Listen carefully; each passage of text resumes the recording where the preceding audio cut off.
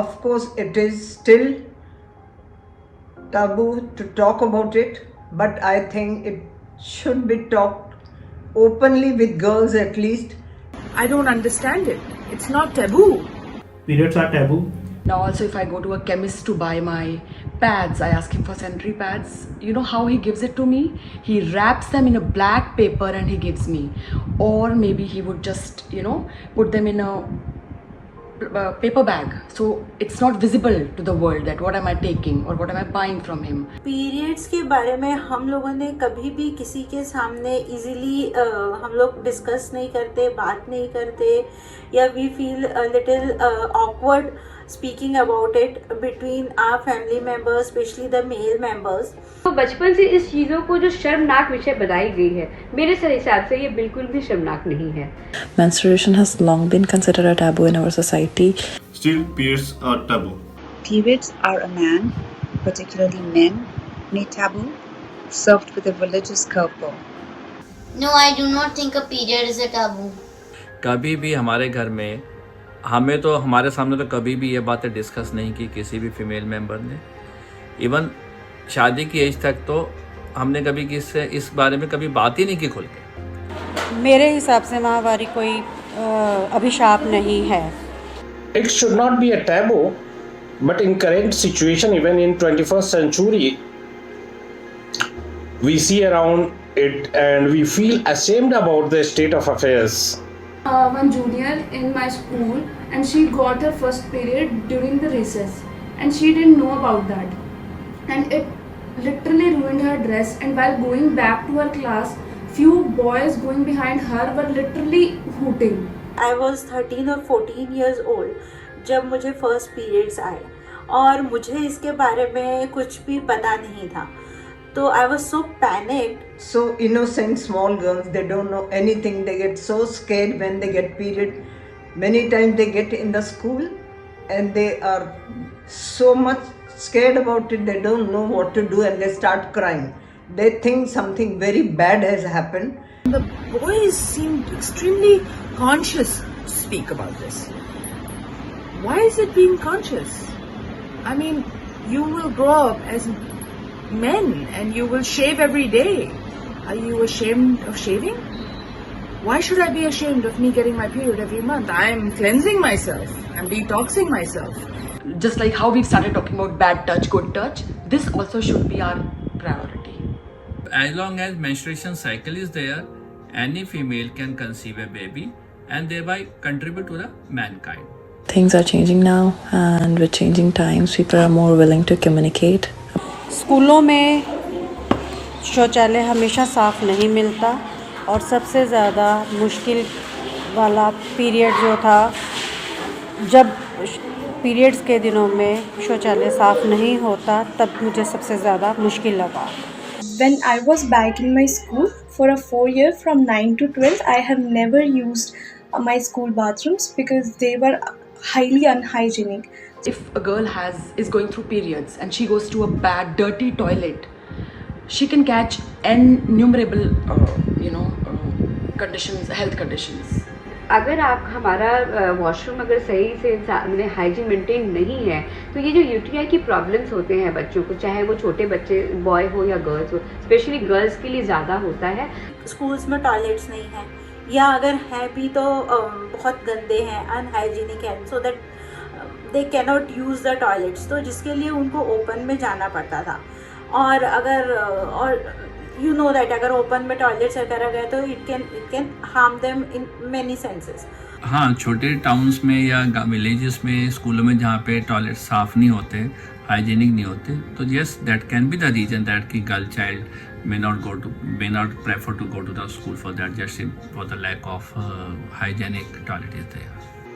बच्चों को स्कूल इसलिए सिर्फ नहीं भेजा जाता है पीरियड्स के दौरान कि स्कूलों में प्रॉपर सैनिटेशन की व्यवस्था नहीं होती है, होती भी है तो उसका मेंटेनेंस प्रॉपर नहीं होता है, और इस कारण से बच्चों के ड्रॉप आउट्स की संख्या बहुत ज्यादा है. ये बड़ी शर्म की बात है. To have clean toilets, there should be awareness. People should get together, talk about it, and see how can they keep the helping in keeping the toilets clean for children of the school especially. हमें छोटे छोटे videos बना करके, छोटे छोटे clippings बना के, many movies are coming on it, many NGOs are helping on it, कि हम इस बात को हर जगह पहुंचाएं, even in the remote areas, villages, जहाँ पे ये सब फैसिलिटीज़, टॉयलेट्स और सैनिटरी की फैसिलिटीज़ नहीं है, ताकि वहाँ तक लोगों को हम एजुकेट करें. To the women that yes, don't hide it, it is a natural thing and you must be proud of it, and because of that we as a man or a woman are taking birth due to that process. If it is not that, then we are not here. A period is not something to be ashamed of. This Women's Day, I hope we get the awareness that we all deserve and all want to give to the world. Please help us show you that there is more to life than keeping things under wraps. Happy Women's Day! Thank you.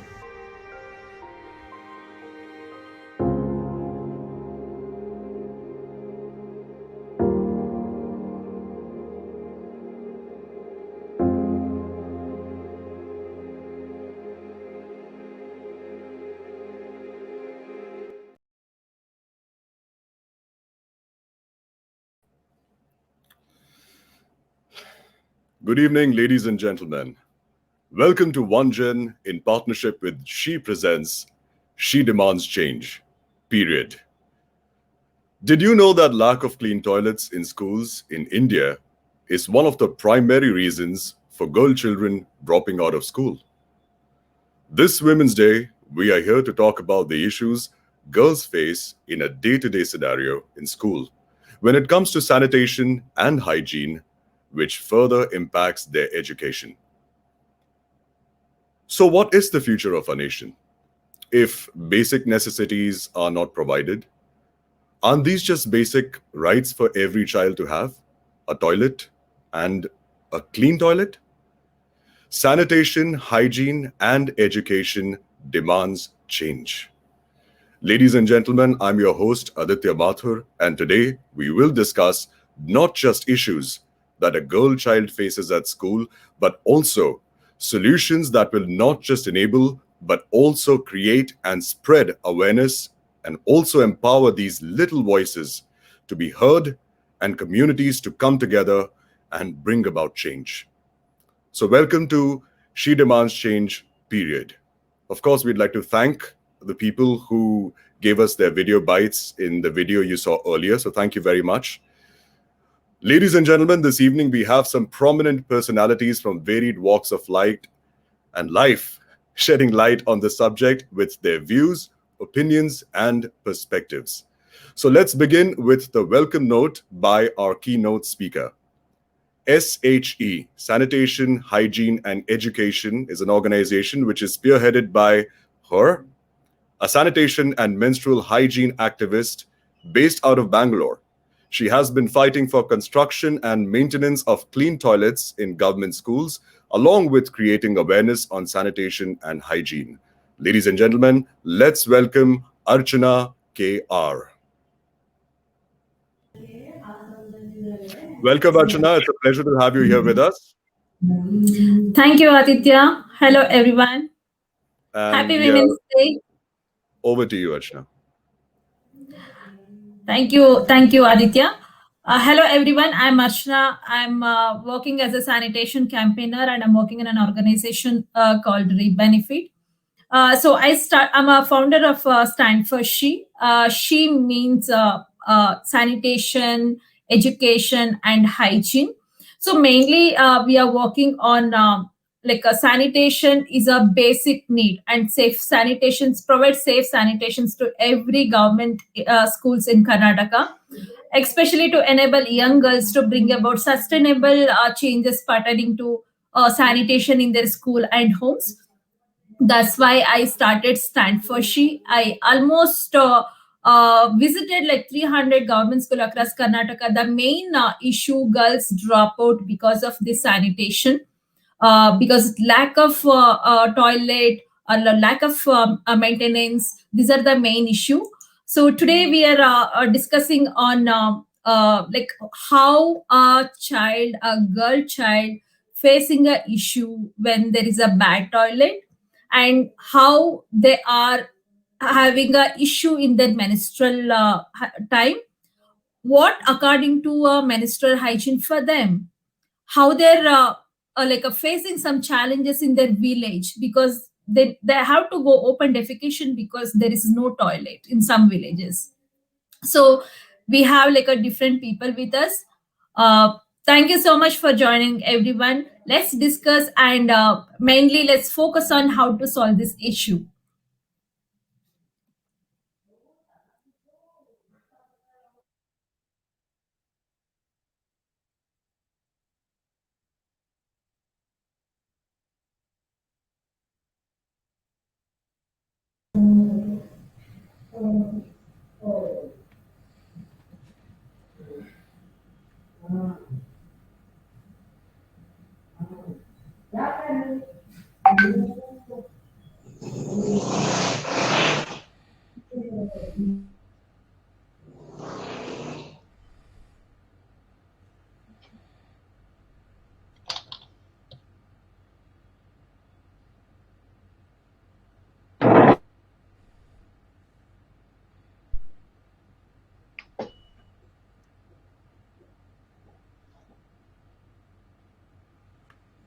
Aditya, we are unable to hear you.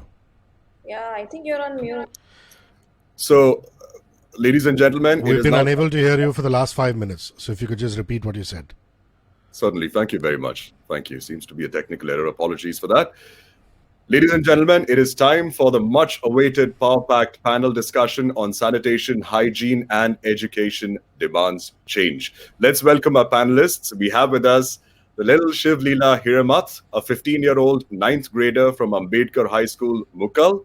We have with us Ms. Archana KR, Program Manager at Reap Benefit and Sanitation and Menstrual Hygiene Activist.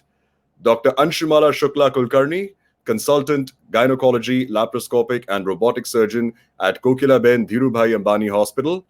Ms. Meeta Khanna, Educator, Meera Model School, Author and Avid Traveler. Rishikesh Kannan, popularly known as Rishi K, award-winning radio and podcast host and producer, popularly known as the nation's biggest breakfast radio show, Good Morning Mumbai on 94.3 Radio 1. Also, we have with us Nidhi Kamdar, OSD, Officer on Special Duty to Shri Devendra Fadnavis, former Chief Minister of Maharashtra, strategist and Jan Sevak. And lastly, we have with us Pooja Monga, co-founder, OneGen and social impact campaigner. Welcome to the ladies and the gentlemen. Welcome, and thank you very much for joining us. So I think we should go ahead and start this panel discussion with our youngest panelist this evening, which is, of course, Shiv Leela. And we have Archana, who will be translating Shiv Leela's answers from Kannada to English so that it reaches the wider audience and is understood by everybody. So thank you, Archana, for doing that for us. Thank you. So, Shiv Leela, I would like to firstly know, what is it like for you as a girl going to school in a rural area? What is life like for you, Shiv Leela? That's the first question I have to ask you. Okay Shivaleela ಅವರು question ಕೇಳ್ತಾ ಇದ್ದಾರೆ. First question, ನಿಮ್ಗೆ ಒಂದು ಹುಡುಗಿಯಾಗಿ ಶಾಲೆಗೆ ಹೋಗೋದು ಯಾವ ರೀತಿ ಇದೆ? ಅನ್ಮ್ಯೂಟ್ ಮಾಡಿ ಆನ್ಸರ್.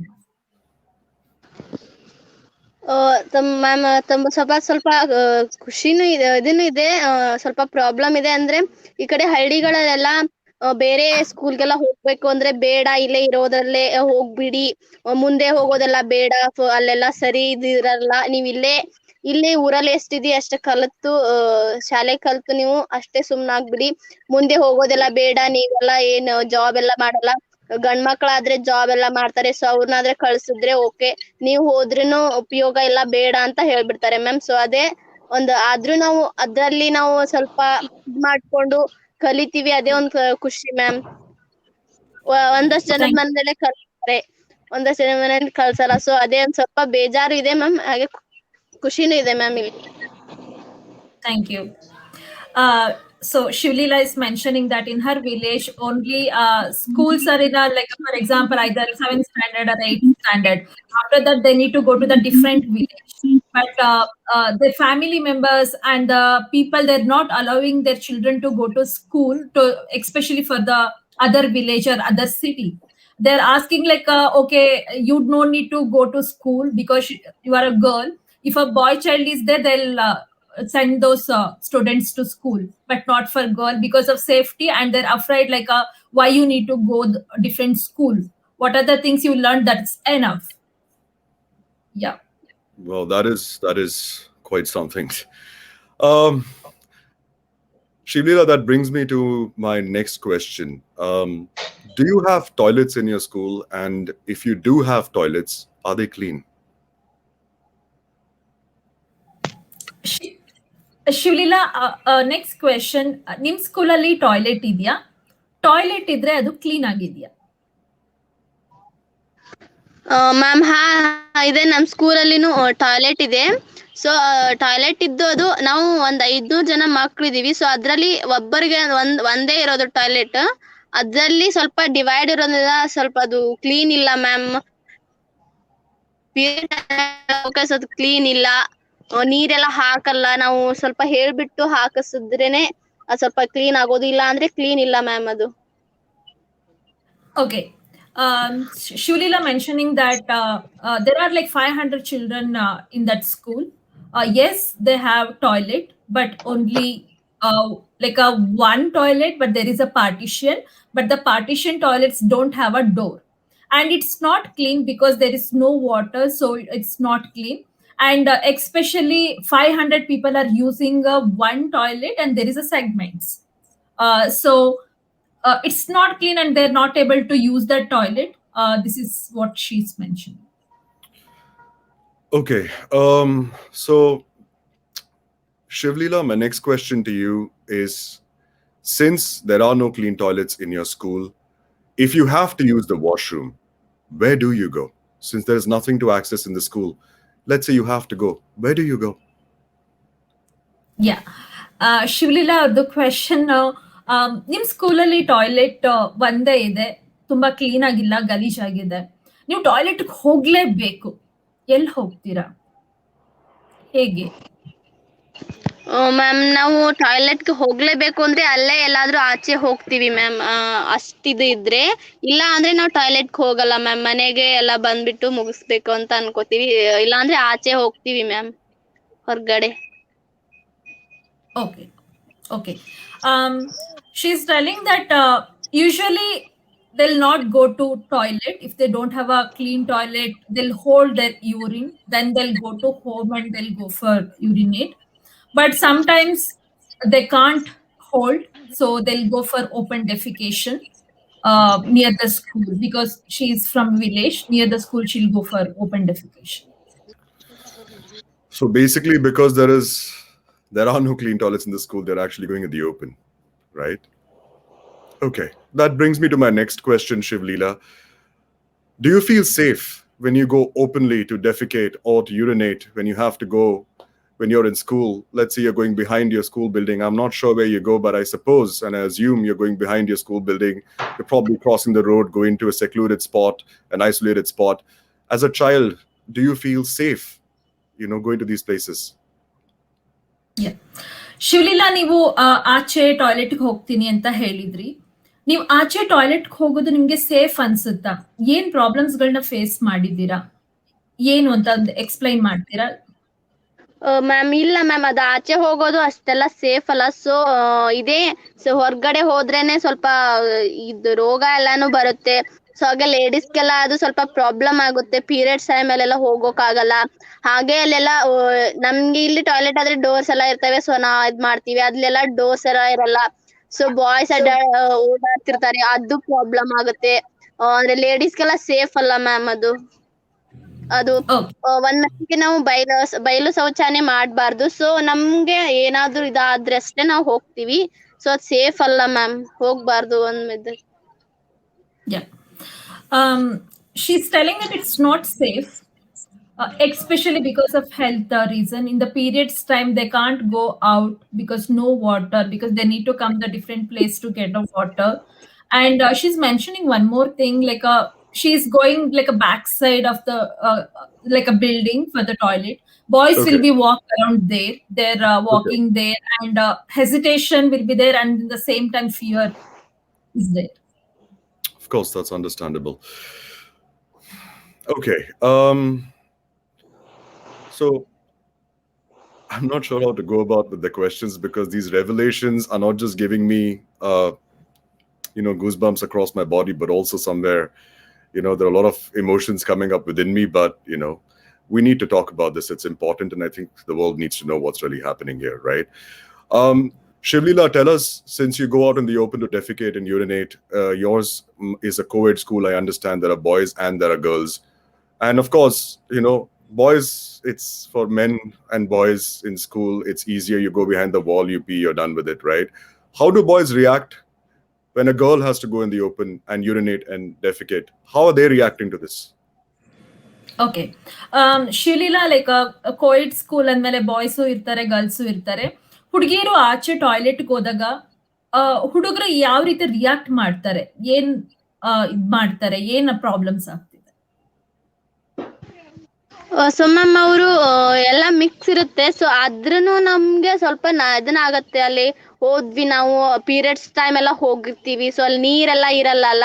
ಸೊ ಇದ್ ನೋಡ್ಬಿಟ್ಟು ಏನಿದು ಎಲ್ಲ ಅಂತೆಲ್ಲ ಕ್ವೆಶನ್ಸ್ ಕೇಳ್ತಾರಲ್ಲ. ಸೊ ನಮ್ಗೆ ಅದ್ ಕ್ವಶನ್ ಆನ್ಸರ್ ಮಾಡೋಕೆ ಸ್ವಲ್ಪ ಇದನ್ನಾಗತ್ತೆ. ಮತ್ತೆ ನಮ್ಗೆ ಸ್ವಲ್ಪ ನಮ್ ಮರ್ಯಾದೆ ಪ್ರಶ್ನೆ ಆಗಿರೋದ್ರಿಂದ ಆದ್ರೂ ಅವರು ಏನಾದ್ರೂ ಒಂದಷ್ಟು ಜನ ಸುಮ್ನೆ ಹೋಗ್ತಾರೆ, ಒಂದಷ್ಟು ಜನ ಏನ್ ಸುಮ್ನೆ ಹೋಗಲ್ಲ, ಏನಾದ್ರೂ ಅಂದ್ಬಿಡ್ತಾರೆ. ಸೊ ಅದೇ ಏನಿದು ಅಂತ ಕೇಳ್ತಾರಲ್ಲ, ಅದೇ ರಿಯಾಕ್ಟ್ ಮಾಡಕ್ ಆಗಲ್ಲ ಮ್ಯಾಮ್. ಆಗ ಅದ್ ಪೀರಿಯಡ್ಸ್ ಹೋದ್ರೆ. Okay. So she's giving a one situation that especially in the periods time, when they're taking a pad and going like a backside for the toilet, they're asking what is this, and children are like very shy. Girls are very shy, and especially for them it's because there is no water. They need to like carry water also and pad also, everything. When they're questioning for everything, no, they are hesitate, and they feel it's like a dignity, like sometimes they feel there is no respect, we are losing our respect. They're feeling like that. Of course, that's but natural, right? If you're being asked questions that are uncomfortable at this age, and people don't understand, boys aren't understanding what's really happening with you, I can only imagine what a girl child goes through. That brings me to my next question, Shivlila. Have you ever spoken to your teachers or to your parents about this? Do girls in your class, for example, your friends, do you all go and talk to your parents and your teachers about how you guys feel uncomfortable about this? And do you guys talk about it in the first place? Shivaleela ಅವ್ರು ಕೇಳ್ತಾ ಇದ್ದಾರೆ, ಈ ತರ ಇಶ್ಯೂಸ್ಗಳೆಲ್ಲ ಇದ್ದಾಗ ನೀವು ಮತ್ತೆ ನಿಮ್ ಫ್ರೆಂಡ್ಸ್ಗಳು ನಿಮ್ಮ ಪೇರೆಂಟ್ಸ್ ಜೊತೆ ಇಶ್ಯೂಗಳನ್ನ ಡಿಸ್ಕಸ್ ಮಾಡಿದೀರಾ? ಮತ್ತೆ ಟೀಚರ್ ಗಮನಕ್ಕೆ ಇಶ್ಯೂಗಳನ್ನ ತಂದಿದ್ರೆ ಅದು ಏನಾಯ್ತು, ಹೇಗಾಯ್ತು? ಹಾ ಮ್ಯಾಮ್, ಇದೆ ಕ್ಲೀನ್ ಇಲ್ಲ. ಸೊ ನಮ್ಗೆ ಹೊರಗಡೆ ಹೋಗೋಕೆಲ್ಲ ಪ್ರಾಬ್ಲಮ್ ಆಗ್ತಿದೆ ಅಂತ ಸ್ಕೂಲ್ ಟೀಚರ್ಸ್ಗೆಲ್ಲ ಹೇಳಿದ್ವಿ. ಸೊ ಸ್ಕೂಲ್ ಟೀಚರ್ಸ್ ಅವರು ಕ್ಲೀನ್ ಮಾಡಿಸ್ತೀವಿ ಅಂತ ಫಸ್ಟ್ ಒನ್ ವೀಕ್ ಅಲ್ಲಿ ಮಾಡಿಸ್ತಿದ್ರು, 2 ವೀಕ್ ಮಾಡಿಸ್ತಿದ್ರು. ಬಟ್ ಆಮೇಲೆ ಎಲ್ಲ ಅವ್ರಿಗೂ ಇದನ್ನ ಆಗ್ತಿತ್ತಂತ ಬಿಟ್ಬಿಡ್ತಿದ್ರು. ಅದನ್ನ ನಾವು ಬಿಡ್ದೆ ಮತ್ತೆ ಮನೇಲಿ ಬಂದ್ ಹೇಳಿದ್ವಿ. ಮನೇಲೆಲ್ಲ ಈ ತರ ಇದೆ ಅಂತ ಹೇಳ್ಬಿಟ್ಟು ಅವರು ಹೇಳ್ಬಿಟ್ಟು ಸ್ಕೂಲ್ಗೆಲ್ಲ ಸರ್ಸ್ಗೆಲ್ಲ ಹೇಳ್ಬಿಟ್ಟು ಕ್ಲೀನ್ ಮಾಡ್ಸಿದ್ರು. ಸೊ ಆದ್ರೂ ಅದು ನಮ್ಗೆ ಇದನ್ ಮಾಡಕ್ ಆಗ್ಲಿಲ್ಲ. ಆಮೇಲೆ ನಾವು ಅದೇ ಯೂಸ್ ಮಾಡ್ತಾ ಹೋದ್ವಿ ಮ್ಯಾಮ್. ಈಗ ಸ್ವಲ್ಪ ಕ್ಲೀನ್ ಆಗಿದೆ. ಈಗ ಹೇಳ್ಬಿಟ್ಟು ನಮ್ಗೆ ಈ ತರ ಹೋಗಕ್ ಆಗ್ತಿಲ್ಲ, ನಾವು ಕಂಪ್ಲೇಂಟ್ ಮಾಡ್ತೀವಿ ಅಂತ ಸ್ವಲ್ಪ ಮನೆಯಲ್ಲೆಲ್ಲ ಪೇರೆಂಟ್ಸ್ಗೆಲ್ಲ ಹೇಳ್ತೀವಿ ಅಂತ ಹೇಳಿದ್ವಿ. ಸೊ ಆಗ ಈಗ ಕ್ಲೀನ್ ಮಾಡ್ತಿದ್ದಾರೆ ಮ್ಯಾಮ್ ಅದನ್ನ. Okay. She said that she informed teachers. She and her friends informed teachers, and they took like a time to clean the toilets. They said like 1 week, okay, we will do it. To like a second week, they'll do it, and they took a time and they clean. But like once, like weekly once they're cleaning, but again, like if they're not cleaning the toilet, it's a bad in condition. They tried like one time and twice, but even the teachers also, they didn't have the money or budget for the toilet cleaning, so they left like that only. Then Shivlila and her friends went to their parents and they said that school toilets is not clean, we need to go outside and all. So their parents also once or twice they questioned to school why they're going outside for the toilet. So because of that, the parents came to school and they questioned. Now like a little bit clean. The toilet is little bit clean right now because Okay. they're afraid of their informing their parents. So basically, there's fright and there is fear within the child to talk to their parents and teachers about this. I understand that. Talking about teachers, since she mentioned about teachers and they're unable to afford cleaning these toilets, I have an interesting question to ask. Now, this is the same school where teachers also have to access washrooms, right? Shivlila, tell us, do teachers have access to washrooms? Do they have clean toilets? If they do have clean toilets, are you allowed to use these toilets, especially during your periods? Are children allowed to use, girl children especially, allowed to use these washrooms that teachers have access to if they're clean? I'd like to know that, please. Shivaleela, ಇವಾಗ ಟೀಚರ್ಸ್ಗಳು ನಿಮ್ಮ ಸ್ಕೂಲಲ್ಲೇ ಇದ್ದಾರೆ. So ಟೀಚರ್ಸ್ಗೆ separate toilet ಇದೆಯಾ? ಆ toilet ಇದ್ರೆ ಎಲ್ಲಾ ಮಕ್ಳಿಗೂ ಅದನ್ನ ಯೂಸ್ ಮಾಡಕ್ಕೆ ಬಿಡ್ತಾರಾ? ಎಕ್ಸ್ಪೆಷಲಿ ಗರ್ಲ್ಸ್ಗೆ ಯೂಸ್ ಮಾಡಕ್ ಬಿಡ್ತಾರಾ ಅವರು ಪೀರಿಯಡ್ಸ್ ಟೈಮಲ್ಲಿ? ಹಾ ಮ್ಯಾಮ್, ಟೀಚರ್ಸ್ ಅಂತಾನೆ ಒಂದು ಸಪ್ರೇಟ್ ಇದೆ. ನಮ್ ಪೀರಿಯಡ್ಸ್ ಟೈಮಲ್ಲೆಲ್ಲ ಯೂಸ್ ಮಾಡಕ್ ಬಿಡ್ತಾರೆ, ಹೋಗ್ಬೋದು. ಪೀರಿಯಡ್ಸ್ ಟೈಮಲ್ಲೆಲ್ಲ ನಾವು ಈ ತರ ಹೀಗೆ ಪೀರಿಯಡ್ಸ್ ಇದೆ ಅಂದ್ರೆ ಓಕೆ ಹೋಗ್ಬೋದು ಅಂತ ಹೇಳ್ತಾರೆ. ಇಲ್ಲಿ ಬಾಕಿ ಟೈಮಲ್ಲೆಲ್ಲ ಹೋಗೋ ಹಾಗಿಲ್ಲ ಮ್ಯಾಮ್, ಟೀಚರ್ಸ್ ಅಂತಾನೆ ಇರೋದದು. ನಾವು ಪೀರಿಯಡ್ಸ್ ಟೈಮಲ್ಲಿ ಹೋಗ್ತೀವಿ, ಇಲ್ಲ ಅಂದ್ರೆ ಬಾಕಿ ಅಲ್ಲೇ ಹೋಗ್ತೀವಿ ma'am. Okay. She said that there is a separate toilet for teachers. Like for example, especially in a periods time, they need to go and ask teachers that I need to use a toilet. Then only they allow, only in a periods time, but only for the girls child, not for the other students. And only in a periods time they'll allow. Okay, understood. So the teachers are allowing the students to use the washrooms during periods, but otherwise they're not allowed to use the washroom. I wonder who cleans their washrooms, honestly.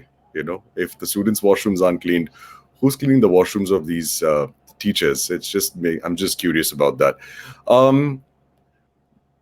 I don't know if that's a question I need to ask Shivlila, or maybe that's a question I'll ask you later, Arjuna. I think that's a question for you later on. But the next question that comes to my mind is, Shivlila, when you have your periods, when girls are having their periods in schools, is the school providing you with sanitary pads? If not, are you bringing them from your home? If you can tell us a little bit about that, because we'd like to know, please. Yeah. Shivaleela, ನಿಮ್ಗೆ period school ಇಂದ pads ಗಳನ್ನ ಕೊಡ್ತಾರಾ? Pads ಕೊಟ್ರೆ ಎಷ್ಟು ಕೊಡ್ತಾರೆ? ನೀವು ಇಲ್ಲ ಅಂದ್ರೆ ಎಲ್ಲಿಂದ ತಗೊಳ್ತೀರಾ? ರೀಸೆಂಟ್ ಆಗಿರೋದನ್ನ ಹೇಳಿ. ಮ್ಯಾಮ್, ಈ ಲಾಕ್ಡೌನ್ ಅಲ್ಲೆಲ್ಲ ಇಲ್ಲ, ಸ್ಕೂಲ್ ಇಲ್ದೇ ಇರೋದ್ರಿಂದ ನಾವು ಆಚೆನೆ ತಗೊಂಡ್ ಬಂದಿದೀವಿ. ಈಗ ಸ್ಕೂಲ್ ಸ್ಟಾರ್ಟ್ ಆಗಿಂದ ಒಂದು 6 ಪ್ಯಾಕ್ಸ್ ಕೊಟ್ಟಿದ್ದಾರೆ ಮ್ಯಾಮ್ ಅಲ್ಲಿ.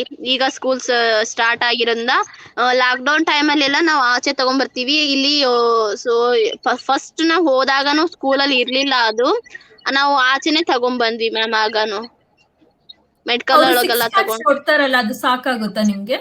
ಇಲ್ಲ ಮ್ಯಾಮ್, ಸಾಕಾಗಲ್ಲ. ನಾವು ಮತ್ತೆ ಬೇಕಂದ್ರೆ ನಾವು ಕೇಳಿ ತಗೋಬಹುದು ಅವ್ರನ್ನ. ಅವರು ಒಂದ್ಸರಿ ಎಲ್ಲಾರ್ಗು ಸೇರ್ಬಿಟ್ಟು ಮಂತ್ಲಿ ಒಂದ್ಸರಿ ಕೊಡ್ತಾರೆ. ನಾವು ಮತ್ತೆ ಬೇಕು ಅಂದ್ರೆ ನಾವು ಕೇಳಿ ತಗೋಬಹುದು ma'am. Yeah. So during this lockdown, they didn't get the pads, so they bought from outside. Usually they'll give like a 6 packs for 6 months. If they don't have pads, they can go and ask. So sometimes they'll buy pads from outside. Okay, so the pads are being provided for, so that's taken care of. Okay, that's good to know. Thank you, Shivlila. I'm not going to keep asking us too many questions. I think I'll just go ahead and quickly ask her one last question before we move on with our other esteemed panelists. A lot of questions to be asked and a lot of conversations to happen here. Last question, Shivlila. Have you all been taught about sanitation and hygiene, of course, at home or in school? Have your parents talked to you about it? Have teachers talked to you about it? Are children being taught about basic sanitation and hygiene? And are these kids aware of it? Is there awareness? Okay Shivaleela, ಶೌಚಾಲಯದ ಬಗ್ಗೆ, ಸ್ವಚ್ಛತೆ ಬಗ್ಗೆ ನೀವು ಚಿಕ್ಕವರಿರುವಾಗ ಶಾಲೆಲಾಗ್ಲಿ ಮನೇಲಾಗ್ಲಿ ಅಥವಾ ನಿಮ್ ಜೊತೆಗೆ ಬೇರೆಯವರು ಕೂಡ ಲೈಕ್ ಬೇರೆ ಬೇರೆ ಮಕ್ಳಿಗೂ ಕೂಡ ಅವ್ರಿಗೆ ಶಾಲೆಯ ಶೌಚಾಲಯದ ಬಗ್ಗೆ ಸ್ವಚ್ಛತೆ ಬಗ್ಗೆ ಅವೇರ್ನೆಸ್ ಮೂಡಿಸ್ತಾ ಇದ್ದಾರಾ? ಅಂದ್ರೆ ಕ್ಲಾಸಸ್ ನ ತಗೊಳ್ತಾರಾ ಹೈಜೀನ್ ಬಗ್ಗೆ ಡೈಲಿ? ಮ್ಯಾಮ್ ಡೈಲಿ ಎಲ್ಲ ತಗೊಳಲ್ಲ, ವೀಕ್ಲಿ ಒಂದ್ಸರಿ ತಗೋತಾರೆ. ಅದ್ರ ಬಗ್ಗೆ ಸ್ಯಾನಿಟೈಸ್ ಬಗ್ಗೆ. ಮತ್ತೆ ನಾವು ಇದು ಶೌಚಾಲಯ ಫಸ್ಟ್ ಇರೋ ಹಂಗಿಲ್ಲ, ಸೊ ಕ್ಲೀನ್ ಇರಬೇಕು, ಕ್ಲೀನ್ ಎಲ್ಲ ಇರಿ ಅಂತ ಹೇಳ್ತಾರೆ. ಮತ್ತೆ ಮನೇಲಿ ಫಸ್ಟ್ ಸ್ಟಾರ್ಟಿಂಗ್ ಎಲ್ರಿಗೂ ಗೊತ್ತಿರಲ್ಲ, ಸೊ ಪೀರಿಯಡ್ಸ್ ಟೈಮಲ್ಲಿ ಹೇಗಿರ್ಬೇಕು ಅಂತಾನು ಮನೇಲಿ ಹೇಳ್ಕೊಡ್ತಾರೆ. ಸೊ ಸ್ಕೂಲಲ್ಲಿ ಟೀಚರ್ಸ್ ಎಲ್ಲ ಹೇಳ್ಕೊಡ್ತಾರೆ ಮ್ಯಾಮ್, ನಮ್ಗೆ ವೀಕ್ಲಿ ಒಂದ್ಸರಿ ಹೇಳ್ಕೊಡ್ತಾರೆ. ಸೊ ಈಗ ಶಾರ್ಟ್ ಇರೋದ್ರಿಂದ ಇದು ವರ್ಕ್ಸ್ ಹೇಳ್ತಿದ್ದಾರೆ, ಆದ್ರೂ ನಮ್ಗೆ ಸ್ಯಾನಿಟೈಸ್ ಬಗ್ಗೆ ಇದು ಸ್ಕೂಲ್ ಟಾಯ್ಲೆಟ್ ಬಗ್ಗೆ ಎಲ್ಲ ವೀಕ್ಲಿ ಒಂದ್ಸರಿ ಹೇಳ್ತಾರೆ ma'am. Okay. So that is a good thing in our school that she got to know that how to be in a periods time and how to use pads and all through her mother. In a school like a weekly one, they're not weekly ones, they're giving some like a awareness kind of thing. Okay, how to use sanitation and all. Yeah, weekly once they'll share. Okay, that's great. good. The school, it's there. It is. It's wonderful to know that, children are being made aware about basic sanitation and hygiene. So thank you to Shivleela, very brave, very sweet girl, to join us today and discuss this. So a couple of things that come to my mind after listening to what Shivleela has to say, that first of all, there's a lack of hygiene and sanitation in schools. That's the grassroots level problem that I see that is happening, and I'm sure the panelists agree with this. In a lot of the rural areas and a lot of cities also, surprisingly, schools don't have clean washrooms. This is generally a problem. And we've heard it from Shivleela, who's herself is a student, and it's kind of not just shameful but also embarrassing, and at the same time it's ridiculous to know that a child is having to go into the open to defecate and to urinate. A girl child going ahead and doing that, it's beyond my understanding. So we understand that there's the grassroots level problem here.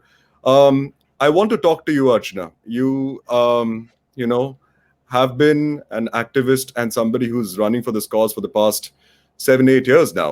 Stand for She. You are standing for She, and She literally stands for sanitation, hygiene, and education. So tell us, Archana, how did you come about working towards the cause of sanitation, hygiene, and education for the girl child? Tell us about that. Yeah. Aditya, like as Shivleela is studying in government school, even then I also studied in government school. Like I completed till my master's, but I was from a rural Karnataka in a village. When I was in a school, it's like only one room, and there is no toilet room, and there is no other facilities, nothing. Now at least they're getting a pads, but us that's nothing. So that time, like many issues I faced. I saw toilet room, the basin. I think I was in like maybe 7th standard, 6th or 7th standard maybe. I didn't see that. I don't know how to use a toilet room also that time. Toilet room is like, it's for me, it's like a dream. And like I was so afraid that time to drink water, because if I drink water, I need to go for the loo. Even then, my home also that time no toilet rooms. But especially in the school, no, there will be a boys, and like we need to go in the same way, and there is no like a boundaries or something. Everybody in the open defecation, and I came from like a Western Ghat region. There is more reptiles, snakes, and all. I was so afraid to go behind the bush and urinate. So this is the one thing like triggered me. Then after like my education, I started to work with some other organization like a CMCA and Read Benefit. I used to visit government schools. So when I going to government school, I just checked once. I used to toilet. So it's like hit my mind, like there is a building right now. Only there is a building, but they can't use. They're also going outside. Then I was just thinking, after like a 20-25 years, when I was in government school, the toilet issue, and now the same issue. And this is what triggered me to start a campaign around sanitation. And I noticed that many girl children are dropping out. So that is the one reason my work started related to sanitation. This is all my experience. Thank you, Archana. That's wonderful to know. You know, it's very inspiring to know that somebody who's experienced this herself is standing for the same cause. That's not something we get to see every day. So, kudos to you for doing that, and thank you for sharing this with us. Archana brings me to my next question. You know, we just heard out what Shivlila had to say. I'm sure you're meeting children like Shivlila on a regular basis, and interacting with these school children, understanding their problems and understanding what they're going through. So tell us, what is really the ground reality of what is happening right now in India, in the cities and in the rural areas, when it really comes down to toilets? What is it like in the schools in India? Yeah. So you know what, education department and their website and all, know they mentioned that like there is a toilet, so all children can access toilet. Recently, there was a study in a newspaper. I saw that 64% of the schools, they don't have proper toilet. 64%. Then that's why the girls dropout rate is very high. So when I visit, like I saw some like a documents related to government school. Then I noticed that few government school, they mentioned that they have drinking water, they have sanitation facilities, clean toilet, etc.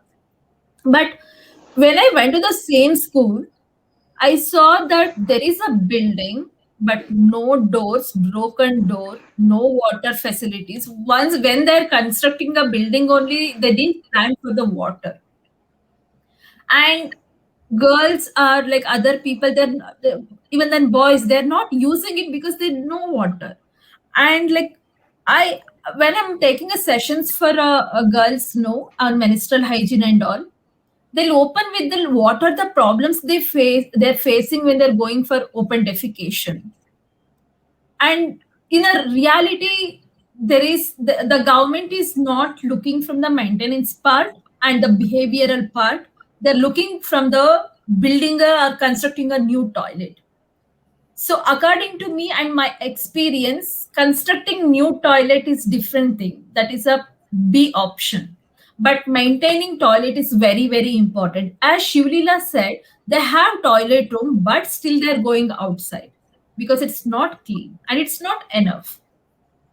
I have like amazing stories, but amazing matlab like it's touched my heart. And I felt like because of like now I'm a gritty person and I have a courage to run my campaign because of those stories. Those stories gave me a hope to I have to fight for this. Yeah, I listened amazing stories from the students and the painful stories. You know what fascinates me the most, Archana, is the fact that you just mentioned 64% of girls drop out of schools because of lack of clean toilets. I'm curious, what do the other panelists think about this? Nidhi, if you could tell us, what do you think about this? You know, it's fascinating, and at the same time, I'm at loss of words. In just a sentence, if you could tell us, what do you think about this, Nidhi? It is unfortunate indeed, but having said this, with people like Archana and heroes like Archana, I would say a lot of improvements and changes have been witnessed lately in last few years. And like we saw in your video as well, that there are movies like Toilet, Padman, which are basically bringing that much needed awareness in the society. And yes, it is important to spread awareness among the girls, among the women. Agreed. But the most important point, I think, is to spread awareness a bit among the parents. That is where the real problem lies, and the child, even if the child learns in the schools and goes back to house and tells, you know what, mom, dad, we were being taught this in the school. They were like, okay, now you are a kid and you are going to teach me today how should I raise you up, or what should I be teaching you. So this, the TG, if I may use the word, is missed largely. For example, schools can have parent teacher meets only on this subject.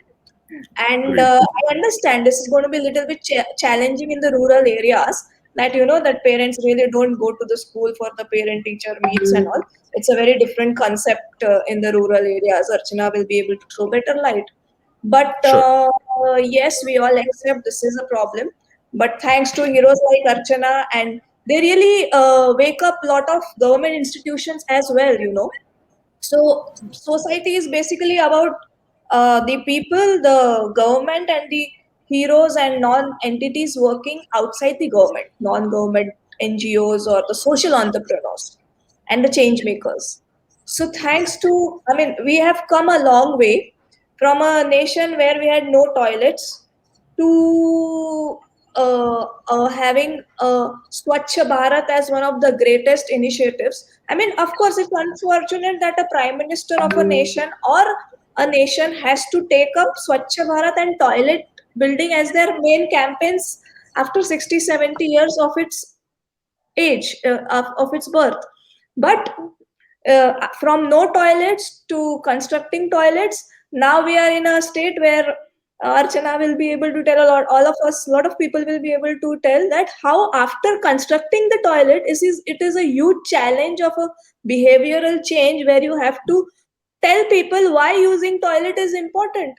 And we have umpteen stories where toilets are seen to be used as a storeroom, in a lot of houses. And it's not about Karnataka or Maharashtra, it's by and large across India problem. But yes, there is a lot of success in making people understand the importance by these multi-pronged approaches.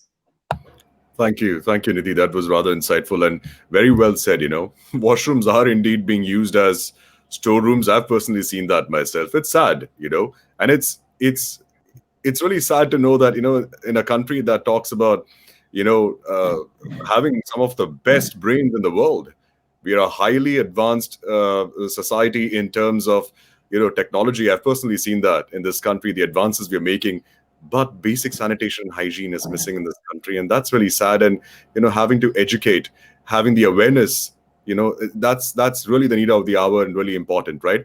That brings me to Ms. Meeta Khanna. You're a teacher yourself, Ms. Khanna. How do you feel about the fact that 64% girls are dropping out of schools primarily because of lack of hygiene and sanitation in schools? How do you feel about that? How I see it is that even using something like a toilet, which should be a basic human right, has become a matter of privilege.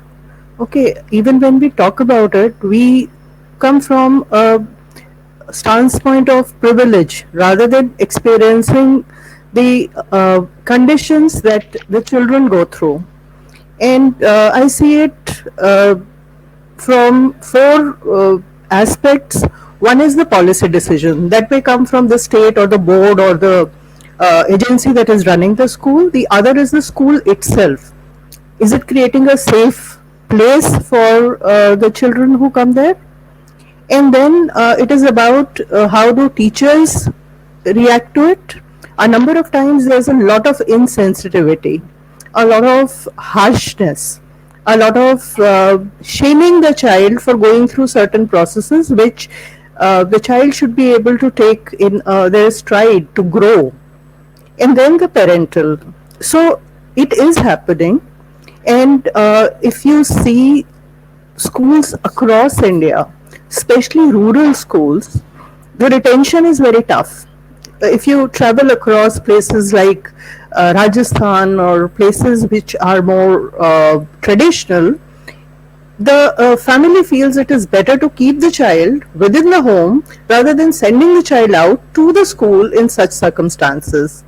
So yes, it is a very strong and a very much needed point at the moment. Absolutely. Very well said, Ms. Khanna. Thank you very much for your viewpoint. Archana, coming back to you. I'm not going to let you go off the screen so quickly. We have more questions for you. So if we can have you back on the screen, please, that'd be great. Okay, so while Archana comes back on the screen, Rishi, I have a quick question to ask you. Archana, I'm going to come back to you in a moment.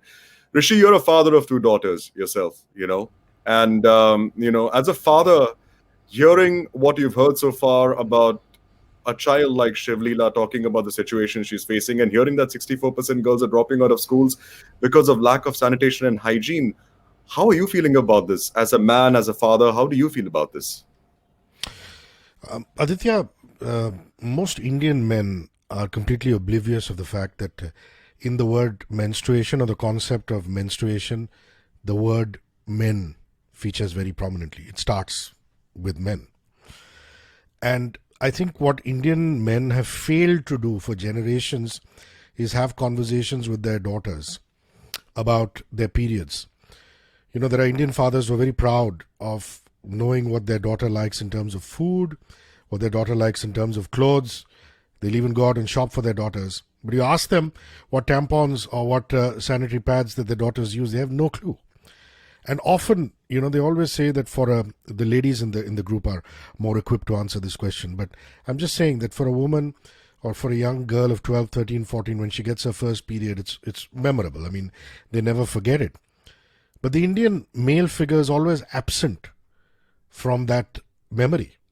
You know, it's always about speak to your mother about this, or deflecting it to any other female in the family.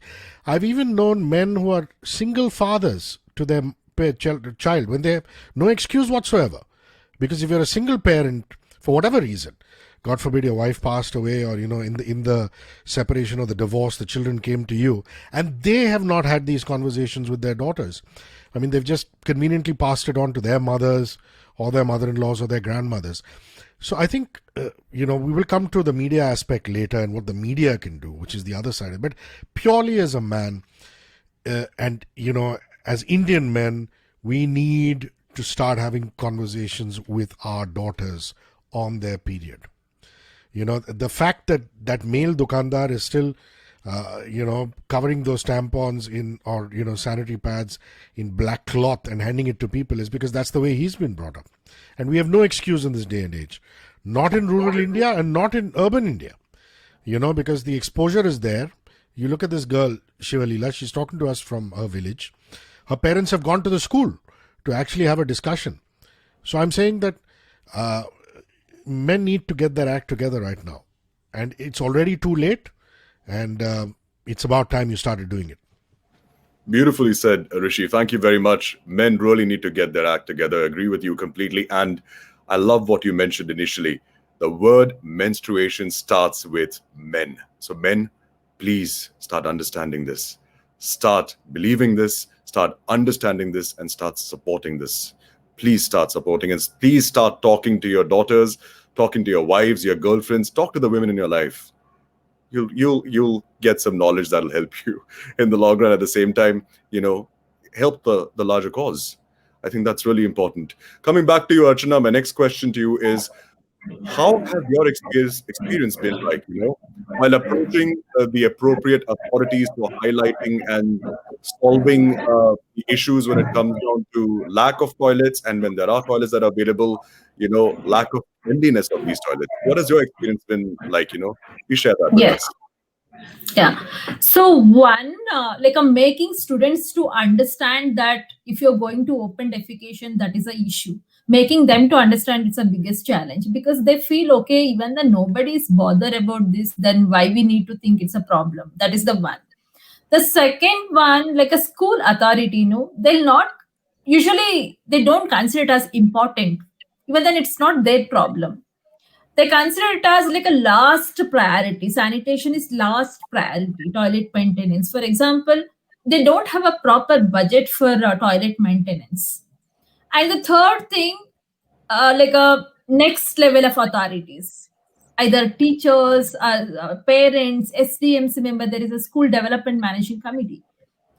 They are not bothered about whether because of sanitation girls dropout are happening or not. They're not able to think about that. They think only the educational perspective, and they'll not think about what are the basic facilities they require in the school, because most of the children, they'll not come to school because of their like, for example, if they have like a basic facilities like a water, sanitation, and all. Like most government school where I visited, no, I noticed this. And the last one, like for example, I understood that when students are they want to learn, they need to come to school, there should be a clean and safe toilet. To have a clean and safe toilet, they need fund, cleaning materials, fund. To talking with the multiple authorities and checking about these things, no, it's for me it was very difficult when I started my campaign. Like I was not getting response. I visited like education minister many times. I visited some authorities many times, but I didn't get proper response. And like even then they're considering me also as a last priority and least priority. So these are the some challenges I faced. This is the realities happening current situation. But I just want to share one thing as part of like a Women's Day gift. Today Karnataka budget happened. In that budget they announced like 100 crores for government school toilet maintenance. I felt very happy uh, because my petition got little bit victory, but now this should reach to a government school. Yeah. Many congratulations, Archana, from all of us. I think that definitely deserves a round of applause from everybody. So congratulations. That's very, Thank very, you. very good to know, Archana. Congratulations. I'm glad that, 7 years of and 8 years of hard work and perseverance and working towards this cause somewhere bearing fruition. And I'm sure there are thousands and thousands of Archanas just like you in this country who either don't have a voice, or even if they do have a voice, those voices get suppressed. And we are very proud of you, Archana. Thank you for Thank joining us today and speaking out. Um, Archana, you talked about the challenges you're facing. This is a question I've been wanting to ask you since this panel is open today. Do you recall a particular incident that has happened that you would like to share with us about the effect of unclean toilets on a girl child? Do you know something in particular that you'd like to share with us, please? Please go ahead. Yeah, that's why I said in the previous that I know like a many stories. Students shared many story. I want to share that one story because that story connected with me. Okay, at least because of this, I need to do something for the sanitation. I went to one school in rural area. It's a very interior place. So I took session on sanitation, like what is sanitation, why sanitation, how to use the toilet in a menstrual time, how you should be, and all. There are like girls and boys, many students were there. After my session, response also was good. After my session, one girl came. She told me that, ma'am, do you know what are the things you spoke right now? That's very, very important. Then I asked like why. Then she said that can we go to somewhere else? She took me to some corner. Then she said that recently my cousin sister passed away. And then I said, oh, sorry, what happened? She said that, madam, now I'm able to understand because of lack of toilet only she died. Then I was so curious, like what happened? Is that any like a uterus related issue or like a bladder issue or something? Then she said, like it's a North Karnataka region. When she went to a open defecation, that her sister, like a ninth grade or 10th grade, when she went to a open defecation in the evening time, like most of the girls in a rural area or women, they'll go to the defecation either before sunrise or like after sunset. So when she went to outside for the toilet open defecation in the evening time, she got raped by two men. And the whole community, they said that they blamed that girl because that girl used to talk to boys, that girl, why she went that time and all. None of the people, they didn't thought about because of we don't have toilet, that's why this incident happened. But this small child, she came and she said that ma'am, now I'm able to understand because we don't have a toilet in our home. Like many of us don't have a toilet in our village. So because of this issue, I lost my sister. This is touched my heart. And this is like, okay, maybe I don't know if I was in that situation, it should happen to me also. And this is a one story. There are many places this kind of story didn't come. This is what I thought, that okay, now at least I can start with a school. There are multiple schemes. There is a Swachh Bharat. There are many schemes. So why can't we start right now? Why we are, to what we are waiting for? And immediately I told that girl, go to panchayat, talk about this issue. Then she said, no ma'am, I don't want to, because only that girl able to understand because of toilet, but none of the family members or no one in the community able to understand it is because of toilet. Then after that, like a following up with her and all, like a she got a toilet. It's like a 4 5 years back, I think 3 years back.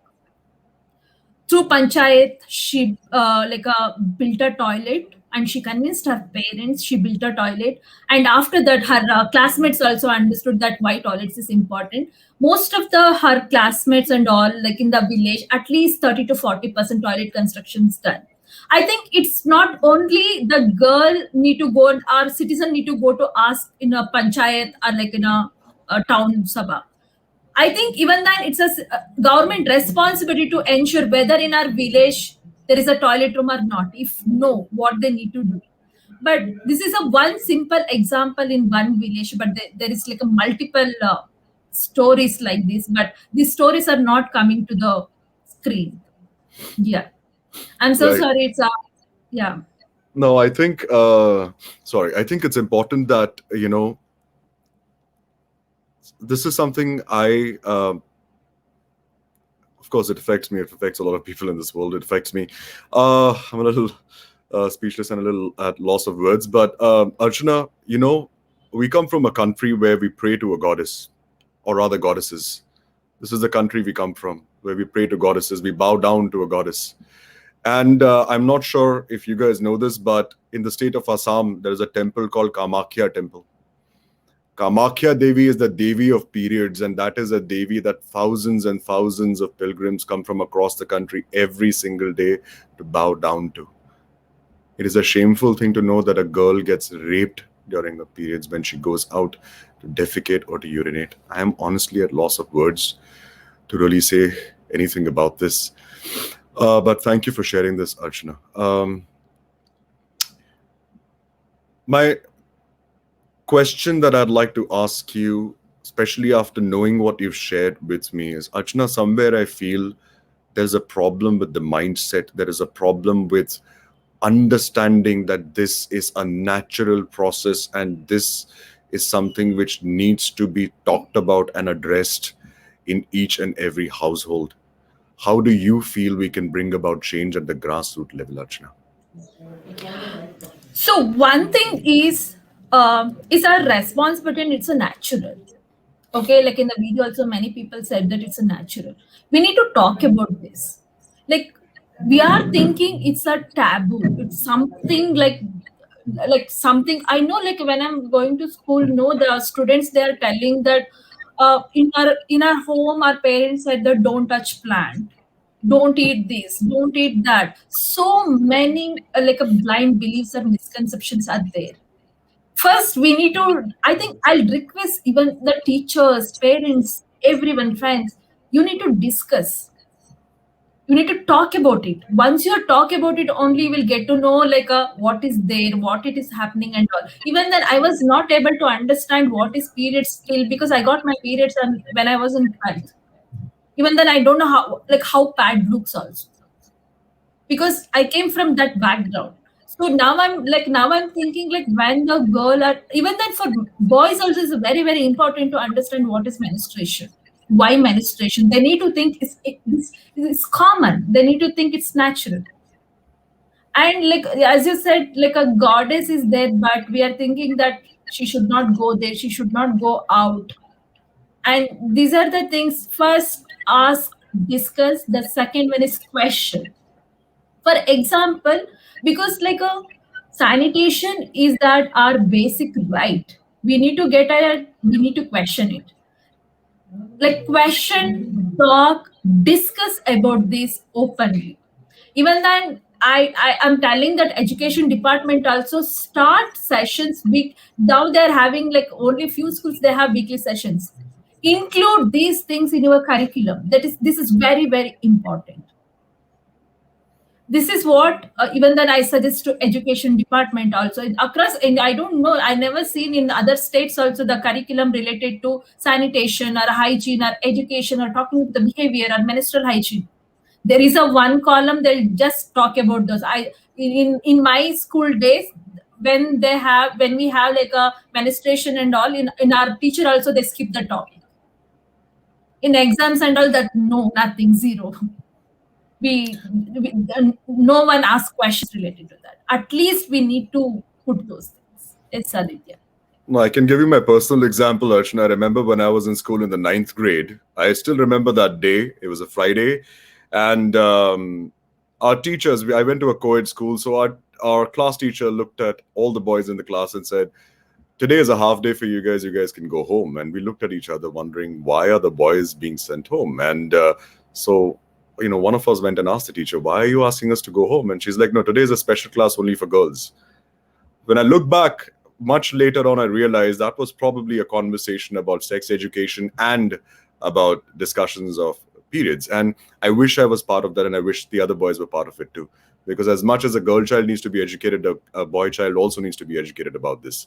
This needs to be done, at that particular level, at that age. And that's where the change will come in, is what I personally feel. And also, these discussions need to happen at home. We'll talk about this in detail later. But Archana, thank you very much, for your valuable insights and for your stories that you've shared with us. And of course, being a wonderful, powerful and strong crusader. More power to you. Since we talked about, you're welcome. Since we talked about, hygiene, and we've talked about sanitation issues, I'd like to speak with Dr. Anshubala Shukla Kulkarni. Thank you for joining us today, Dr. Kulkarni.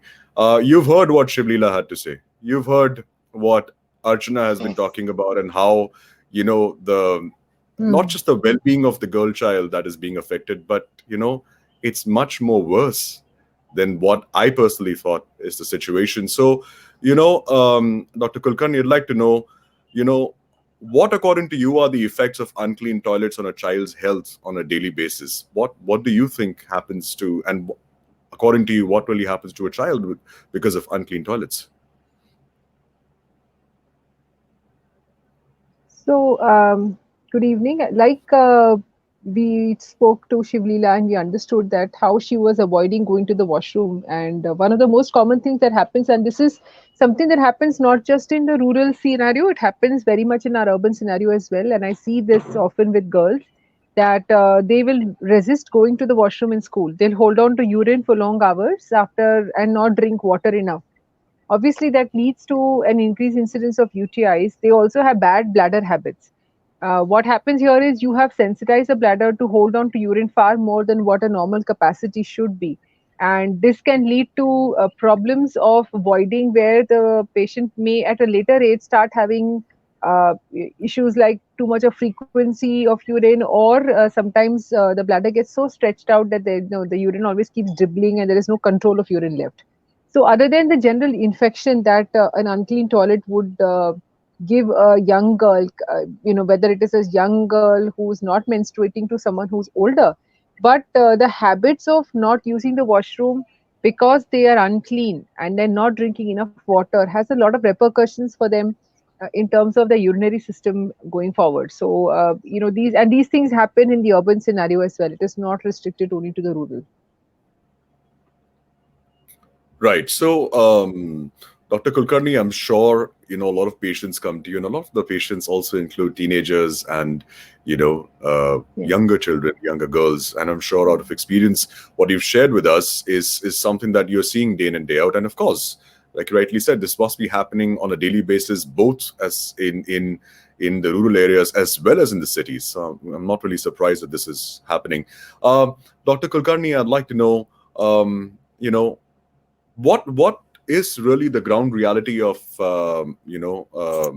sanitation and hygiene when it comes to school children in India, according to you? Because of the amount of patients you must be looking at and attending to, and I'm sure you must have also been part of larger platforms where these discussions happen. So, as a mother, how do you feel? That this is the ground reality of sanitation and hygiene when it comes to schools for children in India. How do you feel about that? So, the rural aspect, which we've already spoken with Archana, I'd like to talk to you about what the urban scenario would be with regards to my personal experience with my daughter. Though they do have good toilets, they are not always well maintained. I guess it's got to do a lot with habits of the children themselves, and somewhere a lack of maintenance of toilets that does happen to them. So it is not uncommon for them to not use the washroom even in the urban scenario. And menstruation, again, they are taught how to use the pad, they're taught how to dispose the pads of, but there is always a lot of hush hush about it. There is always a worry about going to the school when your periods are on. They're not very comfortable with doing that. And we have people who are having a lot of pain with periods who would actually want to skip going to the school altogether on those days when their periods are on, because they've not seek treatment for the pain, and they just continue to tolerate the pain and stay at home rather than actually going to the school. So uh, it's got to do with availability, it's got to do with maintenance, and it's got to do with how the mindset of the child is. I mean, somehow they have assumed that a public toilet is going to be an unclean toilet, right? Which is something probably all of us as parents tell our children that when you go to the public loo, you have to take care of this, you have to take care of that. And that taboo or that thing of using a public toilet is always ingrained in them right from the start. So they carry that over to the school. Even though the school may have a decent toilet, they will always have a concern about going to the washroom, and detest from using the washroom as often as they should. So they and then some of them, I know a lot of young girls who would actually not go to school for those 2 or 3 days of the menstrual cycle just because they don't want to change pads in the school. So it does happen even in urban areas to some extent. Right. So that is quite a revelation for me, Dr. Kulkarni. My female friends, my own family, my mom, for example. I when I travel with my mother or my sister, for that matter, when we're traveling outside the city or when we're going to the mall, I'm sure all of us, somewhere face this issue. We usually prefer, the women especially prefer not to use the public washrooms, specifically because of the worry of acquiring a UTI. And honestly speaking, my mom has had equally the amount of UTIs as many times as she's been to a public washroom. And I can honestly say this because this is the truth. This is something that happens with a lot of women, I'm sure. This is very commonly heard. And at the same time, yes, somewhere the mindset is that public toilet hai, तो मतलब UTI लगेगा या कोई infection लगेगा क्योंकि public toilet is dirty, गंदा है. Not the kind of place you should go to. So avoid going. Please don't drink water. This is another thing I know from my personal experience with my friends as well as my family. The women do not drink water when they're going out because they worry that if they have to go to the washroom, where will they go? Because technically going to the washroom in a public toilet will automatically lead you to going to a gynac. That's the mindset, unfortunately, that many women have, right? So that brings me to my next question, Dr. Kulkarni. True. How do you feel, or could you tell us how much this thought and the fact that clean toilets are a problem and lack of hygiene and sanitation is something that we see on a regular basis, how do you think this is affecting the girl children, psychologically and emotionally? How does it affect them? It's obviously creating a barrier in their minds. So they have now been conditioned to think of themselves as being people who are going to have this issue, and they are always going to be conscious whenever their period starts as to whether they should or she should not go. So immediately there's a differentiation between them and the boys right there in the school itself. So now we talk about equality, but then here is this very physiological thing that is happening to them every month, which is telling them right there that look, you are different. and you are going to have restrictions on your life just because you have this normal menstrual cycle that comes every month. And though boys have their own set of things that happen to them, they are allowed all the freedom that they can, but you are different. So that's it there. That's the first thing that comes into their mind, that oh, I'm a girl and I should think whether I can go here or I can't go there, whether I should go for sports or not when my periods are on, whether I should possibly yeah, I mean, there's a lot of argument at home, at my place also, with regards to visiting a temple, with where you have the elders who say don't, and then the younger ones who can't understand why the differentiation is happening just because of a period cycle. And that's where I become the referee match, wherein I have to kind of manage both the parties and say, look, this is very physiological, this is normal, and it's okay for you to behave as normal as you can. There is no need for you to think of yourself as being different or do things differently just because you're having a menstrual cycle. So, that gap between a man and a woman, I think, starts off right there, where the girl is told she can't do this, or she feels restricted to be able to do certain things just because her normal menstrual cycle is happening. It just starts from there, and then it goes on to, a lot of other issues as well, as we all know. Right. So, I can only imagine what a woman goes through, besides going through sometimes the cramps and the pain that a woman goes through during her periods, the psychological and the emotional trauma that a girl child at that age must be going through, when there's no access to toilets. As Archana rightly mentioned earlier, they feel embarrassed. It's a matter of their dignity, you know it is a matter of their well-being. It's a matter of their pride. Like, everything gets affected, is what I can imagine completely. It's ridiculous that this happens. And thank you for shedding light on this topic, doctor, and saying that, yes, it does affect these, not just the young children. I think this is affecting women in general, if I may say that. It does affect That's women true. in general That's somewhere, true. right? So Mm-hmm. you Mm-hmm. know doctor, if you can tell us, we know what the problem is. We know what the grassroots level problem is. We know where the problem lays. Can you tell us how, doctors can come together and create awareness amongst the masses with regards to sanitation and hygiene? Because this directly does impact education, as we've heard from Shivlila and from Archana, right? Which is an alarming concern. So what do you recommend, Dr. Kulkarni? What can be done?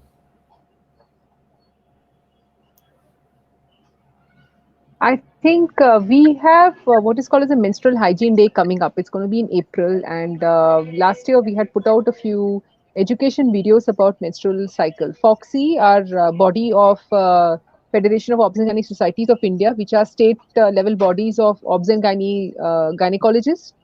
We have an all India committee. They are also having these programs where they are educating girls. They carry out we've been carrying out certain melas, youth melas, which again educate the girl and the boy about menstrual cycle, about menstrual hygiene, how menstruation should be treated, what you should use, what you should not use.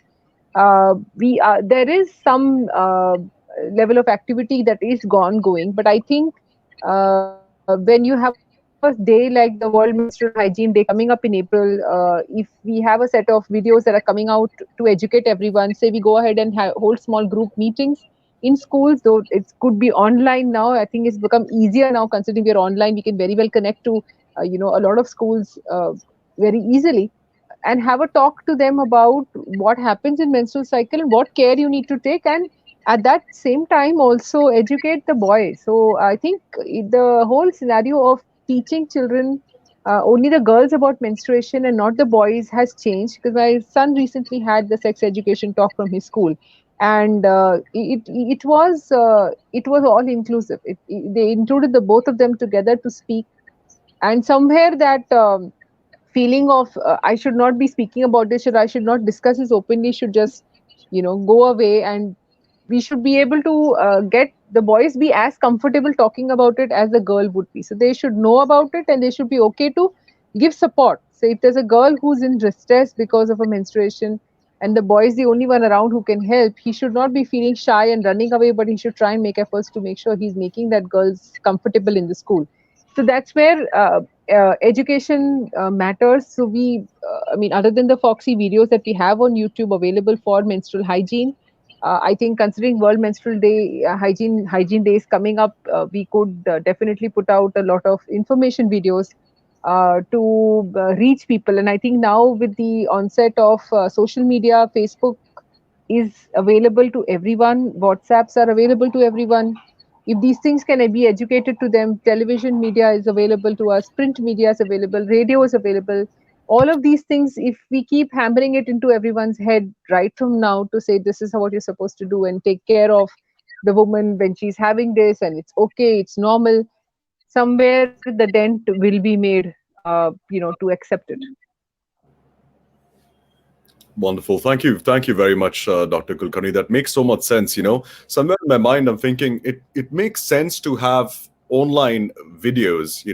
Archana mentioned earlier that why don't we in the education system also include a subject or a topic like sanitation and hygiene, especially when it comes down to discussion of periods and talking about clean toilets, the importance of clean toilets, and this knowledge that needs to be imparted to both boys as well as girls at an early age. So you're right, with the advent of technology and with internet easily available, I think everyone has access to mobile phones, and of course social media platforms exist. So somewhere I feel that all of us as a society can come together, contribute to creating videos. Wonderful suggestion, Dr. Kulkarni, to have video snippets. If you can't personally make it to every small school in every town and village, if you can impart that knowledge via videos, I think that's a brilliant solution somewhere to reach the grassroots level. And if this can be done in regional languages, multiple languages, according to the state, according to the area, I think the spread would be wider. And I think that's a wonderful, suggestion. So thank you very much, Dr. Kulkarni, for this. Talking about media, that takes me to our next panelist on this panel discussion. Rishi, you're a radio personality, you're an award-winning radio host and podcast host and producer. You've been, on multiple forums, you've been discussing about multiple causes and, issues that exist in this country. Tell us, Rishi, what role do you think media can play in creating awareness about sanitation and health issues, causing girls to drop out of schools? Well, unfortunately, the view of modern day media is tarnished by news channels which have anchors screaming at people on a panel and, panelists screaming back. But there is some phenomenal work happening at the grassroots level, both in rural India as well as urban India. I mean, radio as an instrument for change has really been at the forefront of most things. And Nidhi would testify to this, having worked with the Honorable former Chief Minister, saying that, there are these amazing community radio stations in rural India. For example, Kerabai Sagar is this, octogenarian lady. She broadcasts out of Satara, a small community radio station that, the Mandeshi Foundation have put together. And, she sings and tells stories, folklore about sanitation, about hygiene, about menstruation, to bring it into, the forefront of discussion. That's what's happening in rural India. And of course, we all know that the public service announcements that have been happening and, Prasar Bharati, which is the Ministry of Information and Broadcasting, has made sure that even private FM radio stations are constantly putting out a barrage of social service announcements. Having said that, my advice always to people in the media, especially young people who are getting into the media, is, don't think of changing the entire planet at large. Take a small local area network, your area of influence, and try and influence that. And that's what the media needs to do. I'll give you a classic example. Did you know, Aditya, I don't know if the other panelists also know about this, that till the year 2018, till 3 years ago, the busiest promenade in the country, which is Marine Drive, didn't have public toilets. So what would a girl or a woman having her periods or just wanting to go and, urinate do? They would have to cross the road. You know how busy Marine Drive is, even if they have to use overhead bridges. go and request restaurants, and most of those restaurants would probably not even allow them to enter and use those toilets, and even if they did, they would have to queue up. And it was only in 2018 that the idea of creating public toilets on that promenade was mooted, and that's when I got behind that. This was a clean tech company called Samatech, also funded by the JSW Group, a wonderful example of public-private partnership. That needs to happen every aspect of this country, every corner of this country, the public-private partnership. And we said, okay, fine, the radio station will put their might behind this project. So right from the inception stage to, the building, the first bricklaying, to actually the sanitation, the clean tech, the recycling of the water, how the sewage is disposed, and the people who are using it. We had reporters on ground taking interviews of people using it and how wonderful they were feeling. We had engineers on the show. We had people who were headlining and supporting that particular initiative, championing that. So I'm saying one is to highlight the issue, which is if there is a problem with hygiene, sanitation, more toilets needed. The popular media via motion pictures, the news media and radio and television via features, radio presenters, television hosts and reporters need to highlight that. The second is when something good happens, champion it. Go out there and make sure that they get their period under the limelight, saying that they've done something good for the local area network, the city, and thereby the country. Makes complete sense, Rishi. Beautifully put. It's an interesting example that you shared with us about the promenade at Marine Drive. Honestly, I'm a Bombay boy, born and brought up in the city. I had no clue this really happened in Bombay too. So thank you for sharing that with us. And that also pretty much goes to show the power of the media. How your voice can actually be heard if you have the right instrument or the right medium to go through. And that's where media can certainly go ahead and play not just an important part, but a huge part in not just imparting knowledge, but also discussing problems and issues being faced by people individually as well as communities.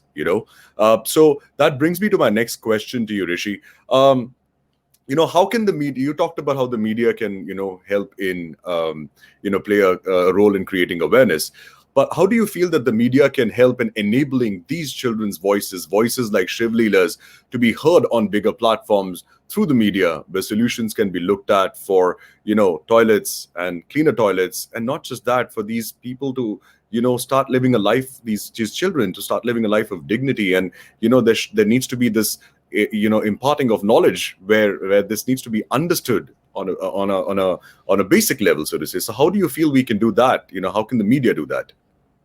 Well, it's already started happening, and Archana will testify to this, that in Bangalore, if she had put on FM radio stations, they would either be talking about Kannada film music or Kannada film gossip or Bollywood.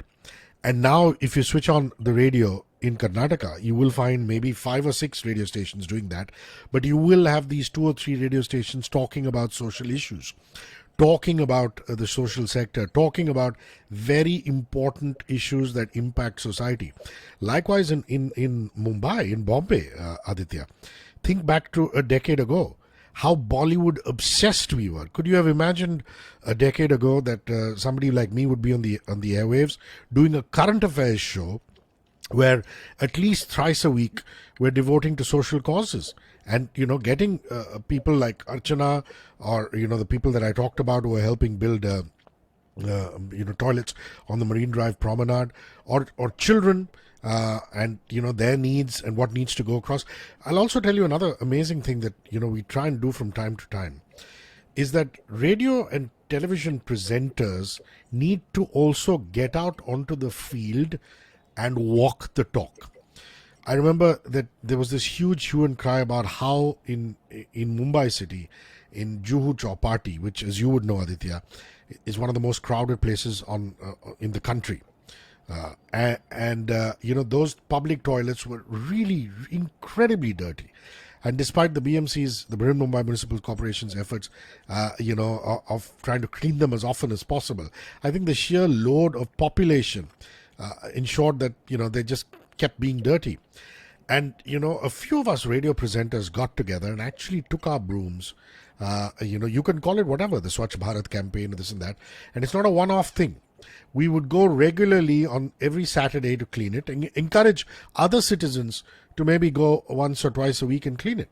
I mean, there is tremendous dignity in labor. I mean, why is it that somebody in the US doesn't have a problem sweeping or swabbing a McDonald's, but here we have a problem cleaning our own loos, cleaning our own excreta, which could actually help our sisters and mothers and friends not develop a UTI.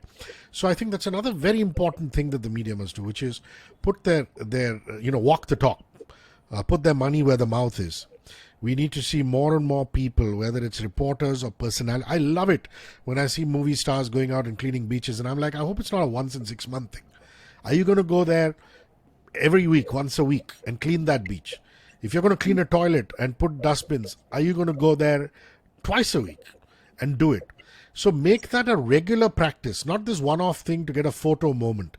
And I'm pleased to say that it's slowly and steadily happening.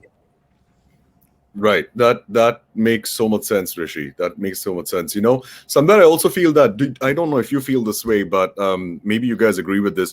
Somewhere I feel that when a known personality, a movie star, a television star, a known personality, gets involved in social causes, in causes like, for example, the cause we're talking about right now, where girl children, don't have cleaner toilets. Somewhere I feel that the masses react. Somewhere the voices of these actors and personalities, their voices reach out farther and better in so many ways to the villages, to the smaller towns, to even the cities for that matter. So somewhere, do you feel, Rishi, that somewhere there's a responsibility that we bear as individuals in the media and people who are at the helm of their careers as actors or radio personalities in your case? And I can honestly vouch for Rishi, and I can say this personally because I listen to his shows and I've known Rishi for years.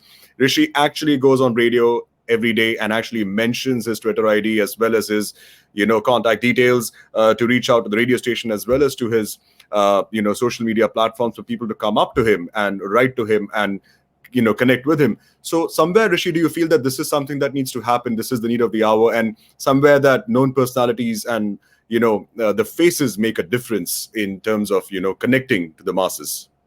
Totally. I mean, if you look at what Dr. Roy and his people did with NDTV and with NDTV 24/7, whereby the cleanathon and the greenathon had become a regular feature of their programming. The fact that they were standing for it and trying to do small little activities all through the year, as well as a fortnight of activity which is very frenetic, means that you've got to set aside enough programming budgets. What is the responsibility of the sane media today? It has not changed. It's what they teach you at journalism school. You're supposed to give facts and reflect what society is. Then you're supposed to leave the opinions to the audience. The audience should hear your story and be urged to react. Your job is not to pass judgment and decree on people. So what else can the sane media do? The sane media can take Archana's story, can take this little girl's story and amplify it. Take some of the horrific stories, amplify it. Take what the doctor talked about, how it's wonderful that in her son's school, even the boys were being included in the menstrual talk. It's exactly what I said at the beginning, saying that the boys need to be part of this whole conversation. Often boys are just very, very awkward and they think anything to do, even a small thing like talk about a vaginal discharge means they will leave the room, or they will think it is something sexual. But the moment you normalize that, when young little adolescent boys are also taught about menstruation in the same classroom or maybe in another classroom, but as long as they're taught it, you're normalizing these things. And that is what the education system, the sane media needs to do. Normalizing it and highlight these real life stories. Absolutely, Rishi. That is Absolutely, absolutely true, and very well said and rightly put there. I realize as a society, as a community, as a whole, whether you're from the media or from the education department, or you're somebody from the government, or you are a social activist, we all belong to the same community. Whether it's the colony I live in, that's a community. Whether it's the city I live in, that's a community on its own. The state I live in is a community on its own. And as so far and so forth, it basically multiplies from my area all the way to the nation. So technically we are one, right? So, being in the media, being in the radio industry that you're in, Rishi, my last question to you here is, how can we as a community come together, and how can the media integrate this entire community together to bring forth these issues like you talked about, Archana and Shivlita, coming together and amplifying? How can the media, empower and enable these voices on platforms? A while ago, Dr. Kulkarni said that videos can be made by, doctors to reach out to the villages. So are there any other mediums you can think of, any other ways you can think of? And, can radio be utilized for that matter? You talked about somebody in Satara who's basically broadcasting, from a radio station. So similarly, a state like Karnataka or Jammu and Kashmir or Haryana or Punjab, how can the radio community come together, through the nation, for example, and how can media go ahead and enable and empower these little girls' voices? I can only talk for myself. What I've attempted to do is I'm constantly talking to ALMs. From an urban perspective, it's basically area locality managements.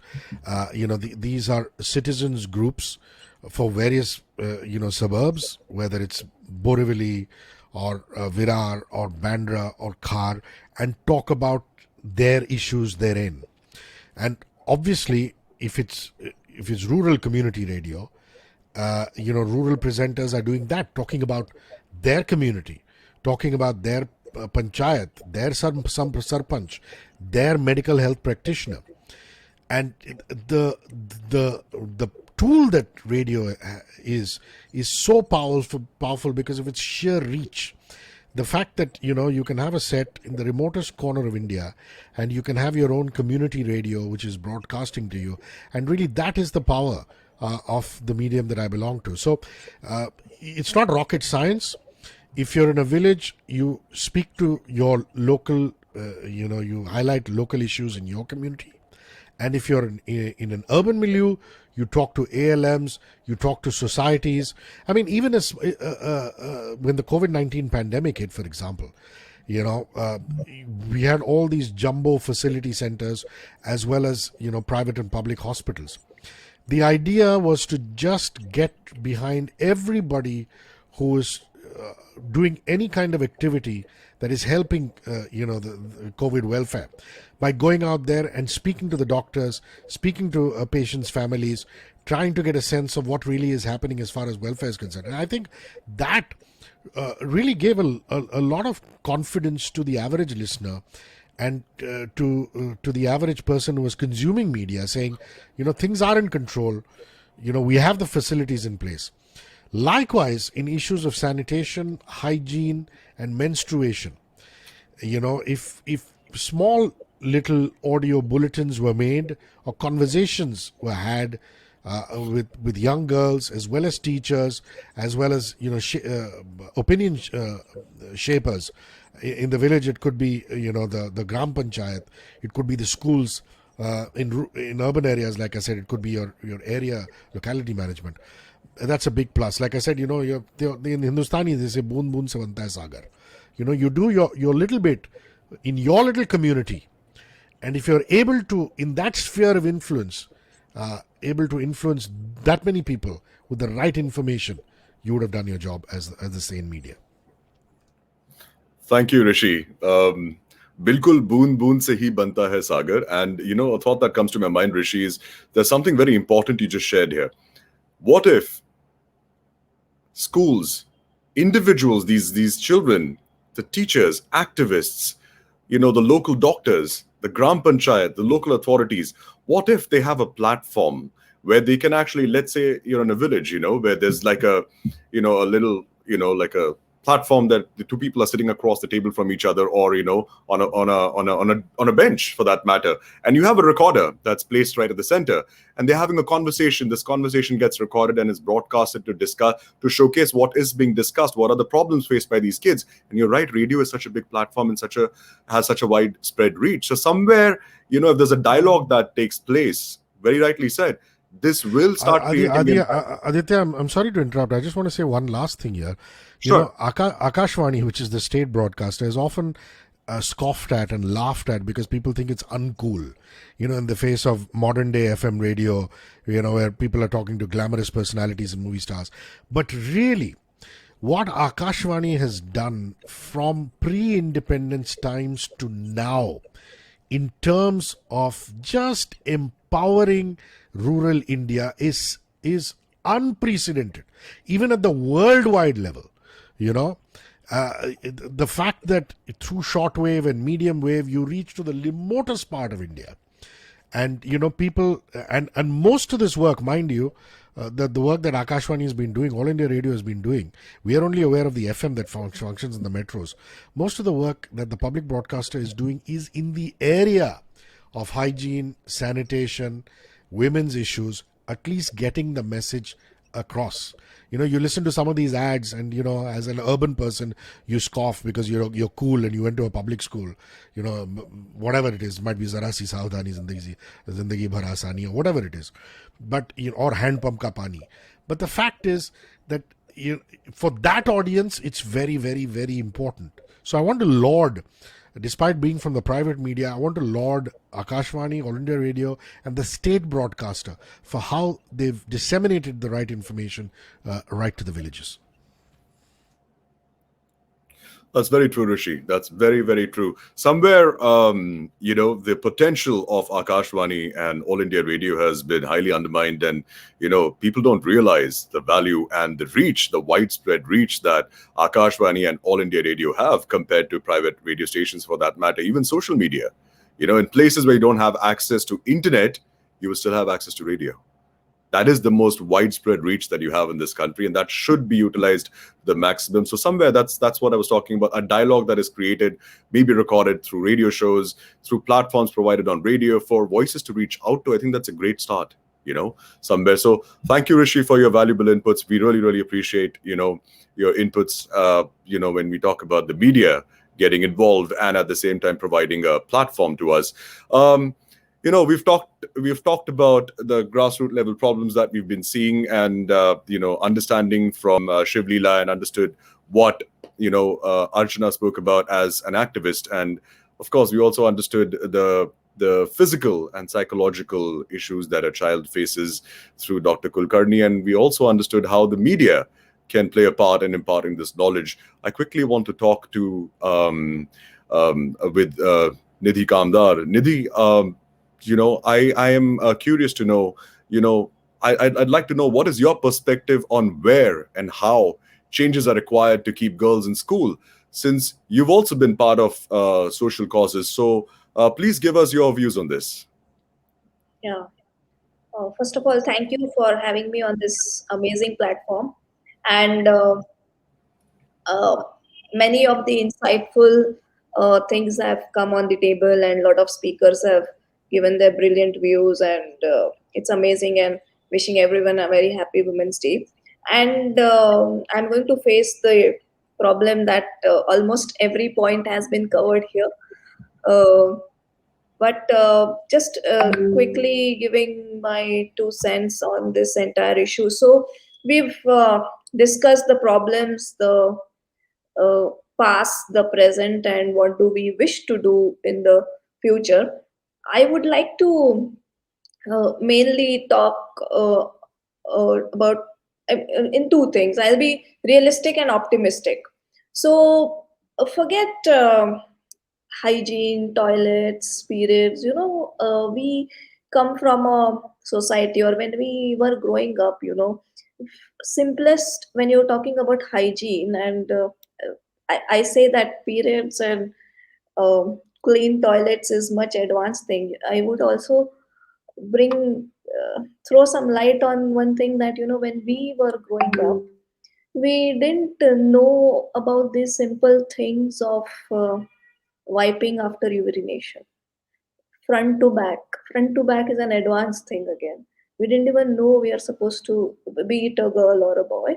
So wiping, cleaning, when we are talking about the hygiene part.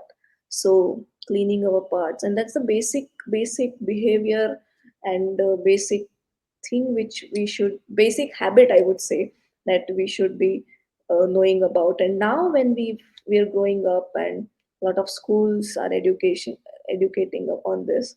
So again, it boils down to parents and how they also need to be made aware of these things. So hygiene, yes.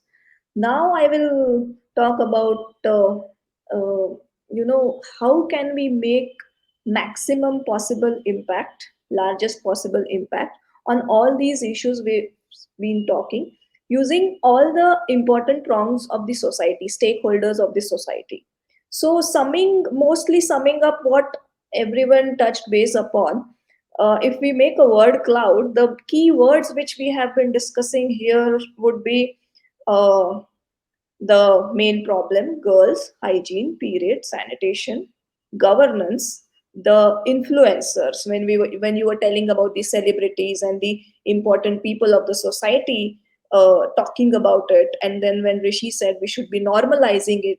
So when film stars or the influencers or the folk people in the rural area, and he talked about the YouTube influencer from Satara, or if we know there are kirtans. So there are so many art forms and so many influencers in the society. So media, we would say media and the celebrities and the influencers that should be talking about, and the NGOs and the various stakeholders. So we live in an era where technology and devices influence the life of humans and the society at large. So uh, I mean, rather than humans. So we should now take the advantage of technology and the devices and the influence it is making in the lives of the people. Using that, we should move towards this problem solving, is what I would talk about. For example, we did not much touch base upon the governance aspect of this. So why? So we often say that सब कुछ सरकार नहीं कर सकती है, government cannot do everything. But I believe there is a lot of impact that the government can use to execute, to provide solutions. So government सब कुछ नहीं कर सकती है, वैसे भी कोई भी स्टेक होल्डर सब कुछ नहीं कर पाएगा. So I will give one example of what initiative we had started when I was a part of the Chief Minister's office in Maharashtra, under the leadership of Devendra Fadnavis ji. We started something called Social Responsibility Cell, and we were like, why should responsibility or social responsibility only be on the corporate people? And that is where the CSR thing comes. Social responsibility, if it is about the society, it has to be about you, me, all of us. And we often lack, you also mentioned about some platform, we often lack such one window, single window, where all the stakeholders can come together and with an integrated approach provide solutions to the problem. I'll give an example and a case study for the same. uh, Suppose there is a problem with which one NGO is dealing, or one individual is dealing with. For example, let's take Archana's example. So, if Archana is dealing with construction of toilets and awareness in a village in Karnataka, you know what? Just 10 or 15 kilometers away, there will be one company who's doing a project under its CSR of construction of toilets in some other school and spreading awareness. And another 10 miles away, government of Karnataka will be, like you said, she told about budget. Another 10 miles away, government of Karnataka will be implementing same thing about toilets, awareness, and hygiene and sanitation. So what we from this experience, what we started here is a single window. So it was called Sahbag. Sahbag means everybody's contribution. So it was called a social responsibility cell. It was a single platform where all these stakeholders working on the field, on the ground, can come register themselves, and whatever support they wish for. Government need not impose everything on everyone all the time. For example, Archana is working somewhere. She approaches this portal and says, you know what, 60% of the work here is done. All I need is some more, out of 10 toilets I wanted to construct, 8 are done. We lack funds or permissions or material for to help with us. So another company who is working on the same will be on the same platform, or if possible government will inform her or help her, support her with the schemes which fits her requirement, and that impact or that solution will be executed at a greater speed. And this is one suggestion or one thing government institutions can implement. By and large, it can be at a district level or a state level. I was talking about the state level. One. Secondly, you were talking about the app. So we had also started. It was a very in a initial stages a project which, Google. We get everything on Google Maps. Restaurants, petrol pumps, to whatever wish, the medical shops. But we hardly see toilets, public toilets, or toilets nearby me. So there are two things only. Like we all discussed about the mindset, we don't use toilets, we hold our urine till we reach our um, toilet of our liking, or when we think we comfortable at.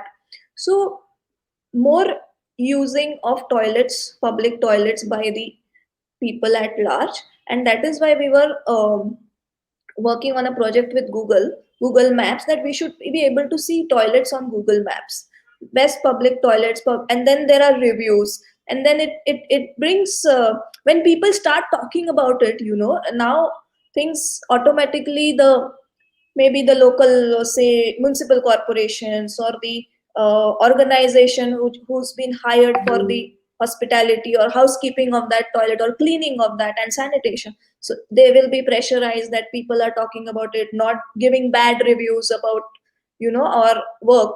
So when society participates in all this, it will bring a lot of participation. It will help us things, put things in place. So we see that it did implement in Google Maps. Toilets in Mumbai were mapped, and Google Maps tried doing that, but that is something which should be done on a greater scale. Again, the use of technology and how we can do this. And influencers, rishi has spoken a lot about it, and but yes, it is the need of the day. As you know, uh, so we all, I mean, most of us who was particularly dealing in the social entrepreneurship or that sector, always knew about Mr. Arunachalam Muruganantham, the person or the entrepreneur who's brought revolution in this sanitary pads, and from whom the movie Padman has got inspired. So we always knew about it, but only after this movie was launched, movie was released, then lakhs and millions of people knew about this initiative, and how it is shown in that, how the society or the family opposes such practices.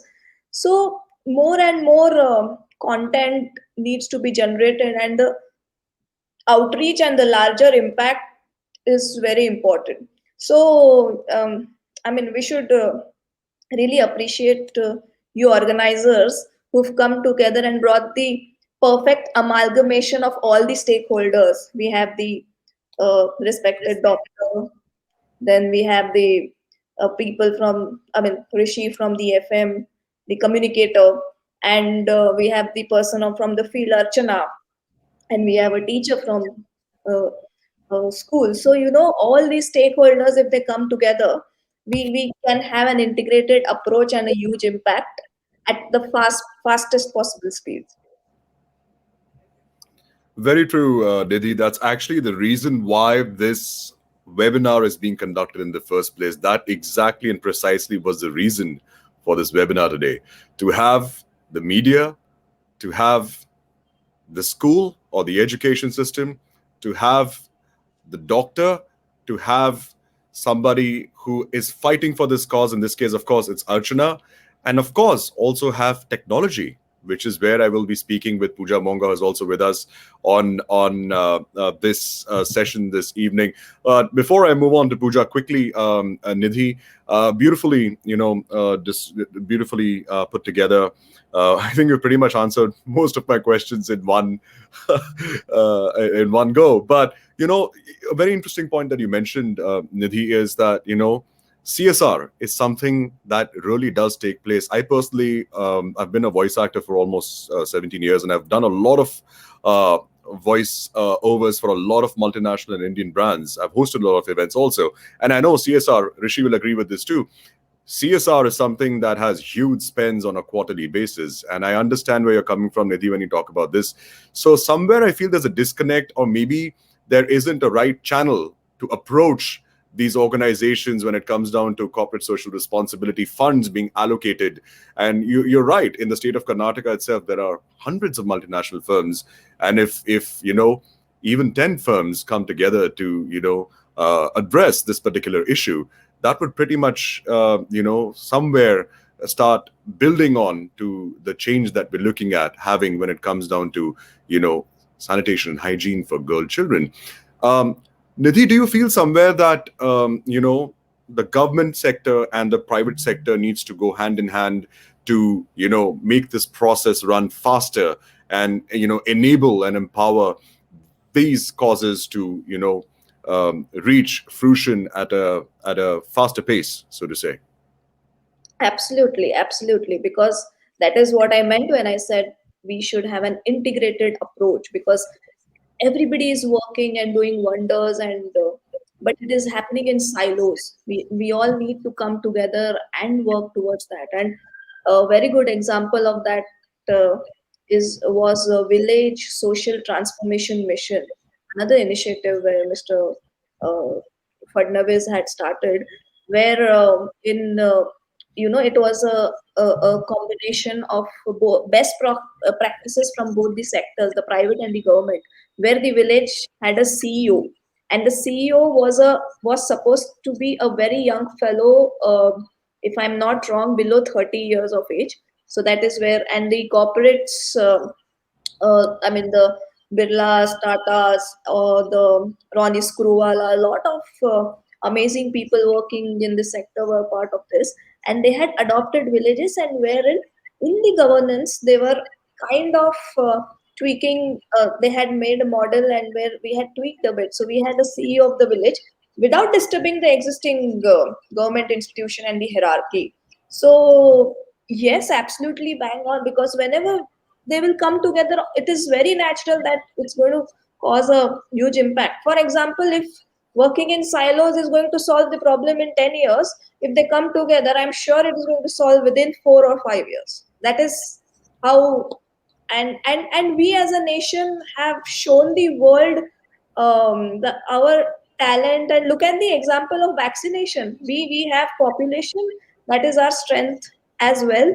So the kind of expertise we have of executing things at a scale, I'm sure we can do this here as well.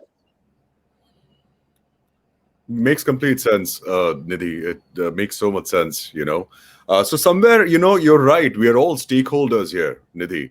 I'm sure all the panelists agree with this. We are all stakeholders of the society, of this community, of this nation.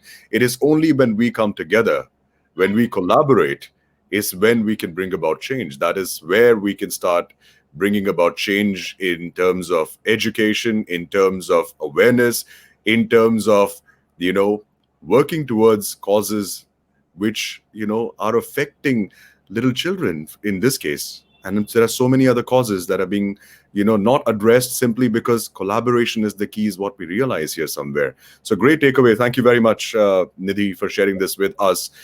One last question, or rather one last point, Nidhi, to discuss with you. I know this, and a lot of us on this panel probably know this also, and the audience definitely does. You are a role model for many girls, Nidhi, and for so many women too. What would you advise them on Women's Day? If there's one advice you'd like to give to the women of this country, what would it be? Don't ever hesitate or think twice before breaking the glass ceiling.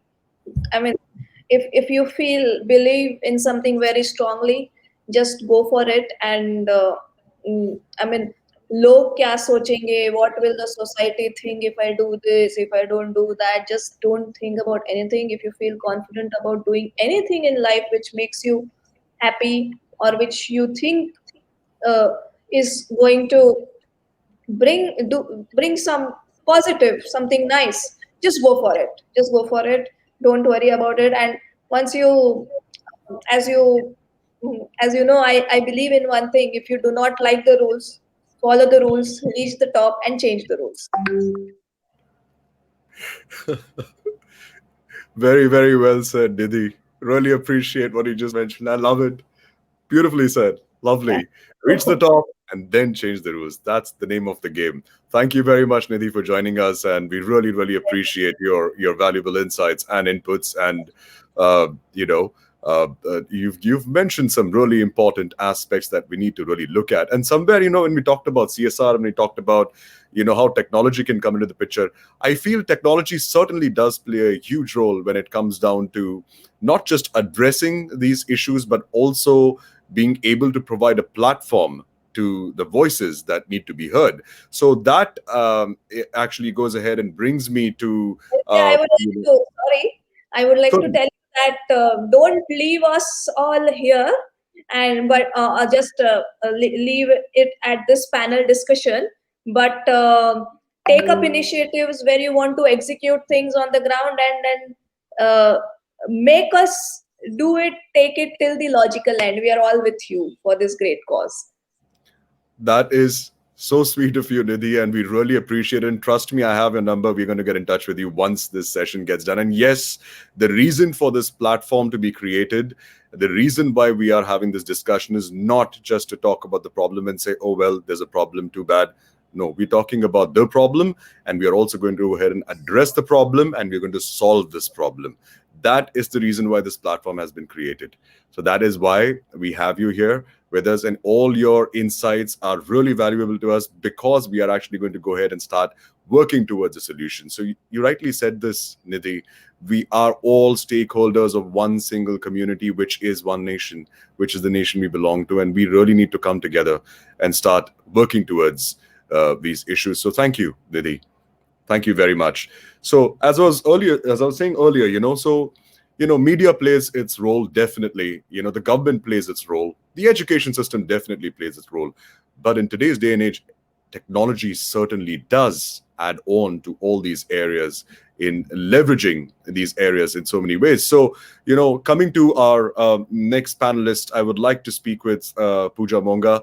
Welcome, Pooja. Thank you very much for joining us for this panel discussion this evening. Pooja, you have been working as a social impact campaigner in close association with Archana and Stand for She.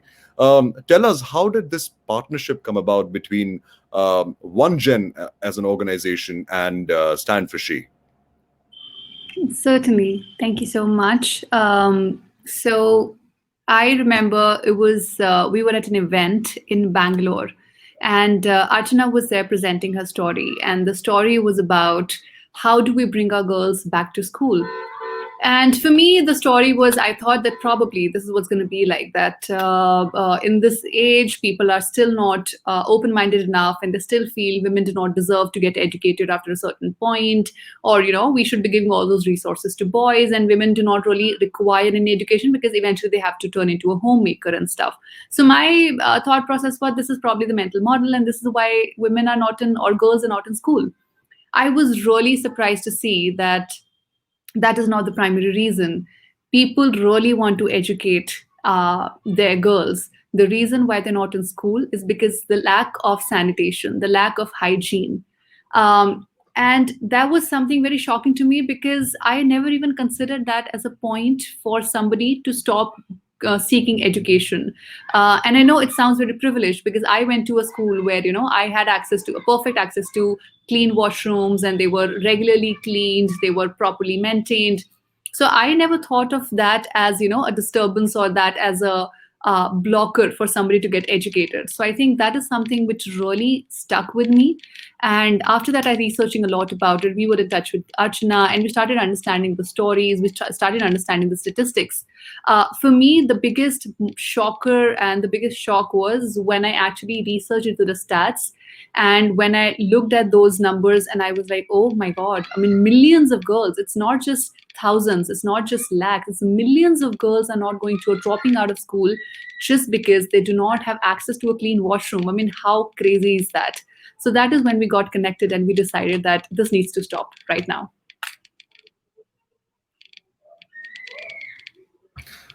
Right. Thank you for sharing that with us, Pooja. Wow, that's wonderful. So, Pooja, you've been on ground. I understand you've been on ground. Looking at these situations that Archana has been facing, and many children like Shivlila have been facing, and we've discussed about the actual problems that these kids are facing. You've heard it all so far. So, what are your insights as a social impact campaigner, and what do you think about the situation that's been on ground, besides what we've heard from Shivlila and we've heard from Archana? Is there anything you'd like to add to this? There's so much to talk about. Okay, let's get back to the basics first. Okay, first of all, we have been talking a lot about respect for or of women. We've been talking a lot about dignity of our little girls. We're talking a lot about what women face or what girls face when they have to openly defecate. They're losing respect, they're losing dignity, and we're talking all about it. I agree. All right, I agree. This is happening. But at the same time, it's really frustrating for me to realize or to see and observe that this respect of women and girls is nothing but a matter of convenience for most of us. Every time we want to stop a lady from progressing, or from going for a dream job, or from as simple as dressing up the way she wants to, or maybe if she doesn't want to do a particular thing, if she wants to break the gender norms, I mean, we're always pulling her back and saying, no, you're going to bring disgrace to the family. This is this is very disrespectful. You will lose your respect if you do that. Because in our patriarchal norm, men collectively as majority decided this makes us uncomfortable, so the other half, women, should not be doing this because this is making me uncomfortable, and if you do this, then you lose respect. I mean, first let's talk about that respect has become a matter of convenience. Okay, and when we are talking about that, every time a woman or a girl has to go out and openly defecate, that is where she loses dignity. Okay, and we always talk about, okay, do not do this, don't go out late in the night, don't wear these kind of clothes, otherwise safety is going to be compromised. And why do we say that? Because we feel that if somebody touches you inappropriately, if somebody violates you, somebody rapes you, you lose respect. Okay, so we're not supposed to, or if somebody touches those parts of your body, if somebody violates those parts of your body, you're losing respect. But we are 100% comfortable of exposing the very same parts to UTI, to these bad conditions, to bacteria, to infections. We're comfortable with that. But and again, why I'm saying it's a convenience, because we as a community, like you said, we have Kamakya Devi temple, and people are, thousands of people go there and visit every day. We have money to go to these temples and pray. We have money to organize melas within these communities. We have money to devote it to God, but we do not have enough money to maintain our own toilets within our own communities. I know government takes a very huge role in creating those washrooms, in maintaining those washrooms as well. But we as a community cannot just sit back and say, okay, ye government ka kaam hai, aap karo, and this is it. And if my daughter gets an infection, what I'll do is I will just bring her out of the school, ki school mat jao. So let's stop talking about, superficial stuff, ki I care about respect of women, I care about dignity of women. No, You care about your convenience because your money is being utilized for washroom. So you feel they're the government ki responsibility hai. Why should I pay for that? But you are completely comfortable spending that money on, things like, these pilgrims and stuff like that.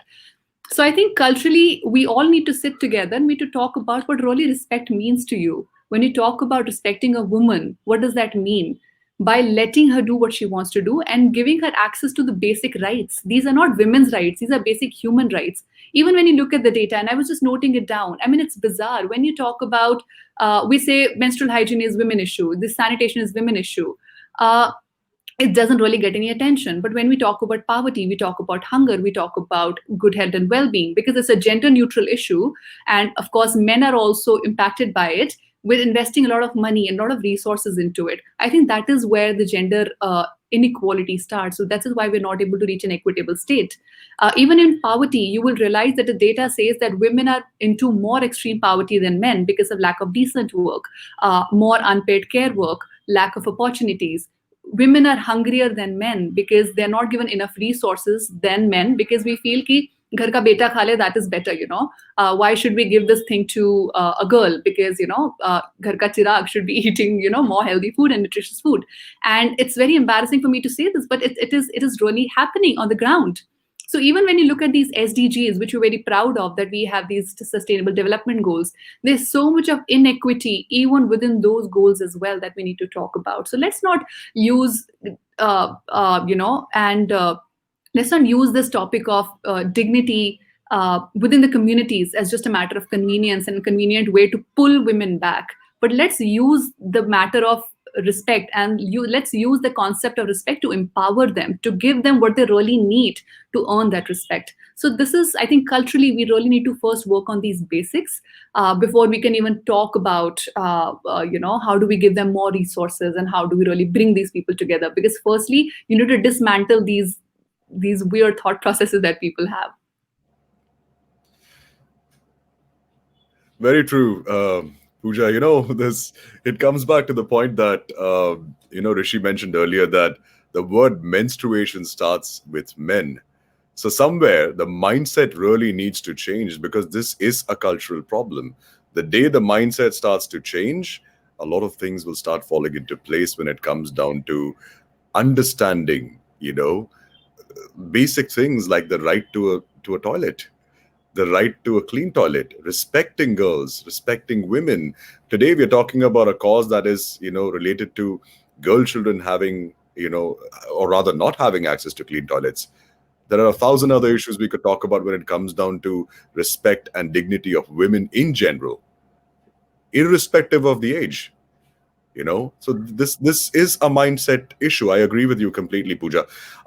So you're somebody who has been a social impact campaigner, and somebody who has closely seen the issues that are being faced in the state of Karnataka, for that matter, with Stand for She. If you could shed light on the fact about how OneGen as an organization has helped Stand for She with digital tools, because yes, technology does play a huge role in creating awareness and enabling and empowering, like you rightly said, these voices. So tell us about that, please. Sure, absolutely. I think what OneGen has rather provided, I think we have rather taken a lot of knowledge from Archana. So I think while we are definitely supporting her in this digital journey, I think we all have evolved to a great degree. So I think thank you, Archana, for empowering us with that knowledge that we are here and talking about it on this great platform. What we bring to the table is how do we really utilize the power of technology in order to make this behavioral change happen. Behavioral change is not an overnight thing, and we do agree. We're not saying that one person can pioneer this. We need a lot of people coming together with the intention of making things work, with the intention of fixing the broken system. Or if the broken system is that bad, just create a new function, the new system that works, and replace the older system. That is where we come in. So we have multiple areas where we focus on. First, we talk about how you can actually change the structures. When we talk about changing structures, we have amazing people, specifically in the panel like Nidhi, who is specifically working on creating these structural changes. So it impacts multiple people at large. But at the same time, we also want to talk about changing communities. We want to talk about changing the mindset. We want to talk about changing the behaviors. These changes do not come very easy. These changes come with constant conversations. These changes come with constant storytelling. While when we talk about these stories, when we talk about these statistics, when we talk about the issues, when we bring people together, that is where the platform comes into the place. So platform is something, the technology is just a piece of an application or a piece of code till the time it doesn't have a meaningful purpose behind it. What we bring to the table is that sense of purpose, because otherwise anybody can create an app, anybody can work on a platform. I mean, there's so many talented and amazing people out there who can do that.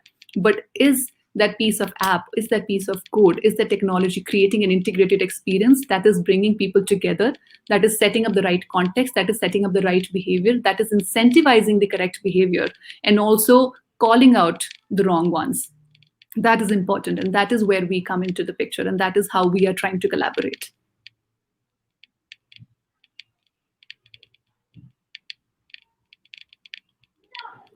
Aditya, I think you're on mute.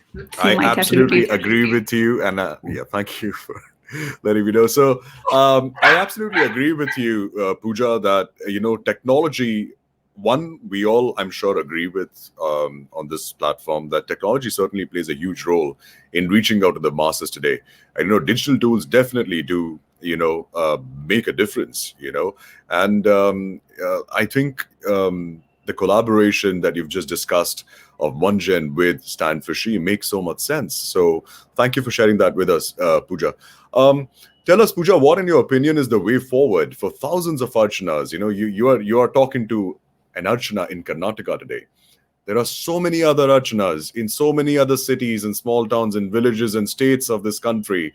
What do you think is the way forward for these women fighting for this cause, and more importantly, voices like a child, just like Shivlila, to be heard? Okay. There's so many things that can be done. But to begin with, this is the kind of change that comes from inside out. It has to be internalized. Very basic example, we come from a country which is very proud of its culture. We are so proud that we have a lot of sanskar, and we have a lot of, culturally diverse backgrounds and all of that. It's very shameful that hygiene is not a part of our sanskar itself. That is very, very critical. Till the time we do not internalize that hygiene and sanitation is important for my own daughter, is important for my own sister, and not just that, it's important for my boy as well. I mean, they also need to have a clean toilet. I mean, if you have observed, you would see that men are peeing openly anywhere they want to. Publicly, they would just use a wall and they just ease themselves out. But a lady cannot do that. I'm not saying that men, if they're doing it, they're right. That's absolutely wrong. If you were in some other country, you would have been tagged as a sex offender. So that is wrong. But at the same time, just imagine the mindset that we are so comfortable with men openly peeing and defecating and letting them spread those infections around as if this is not our country, it's not our community. What if somebody else goes and sits there or passes through?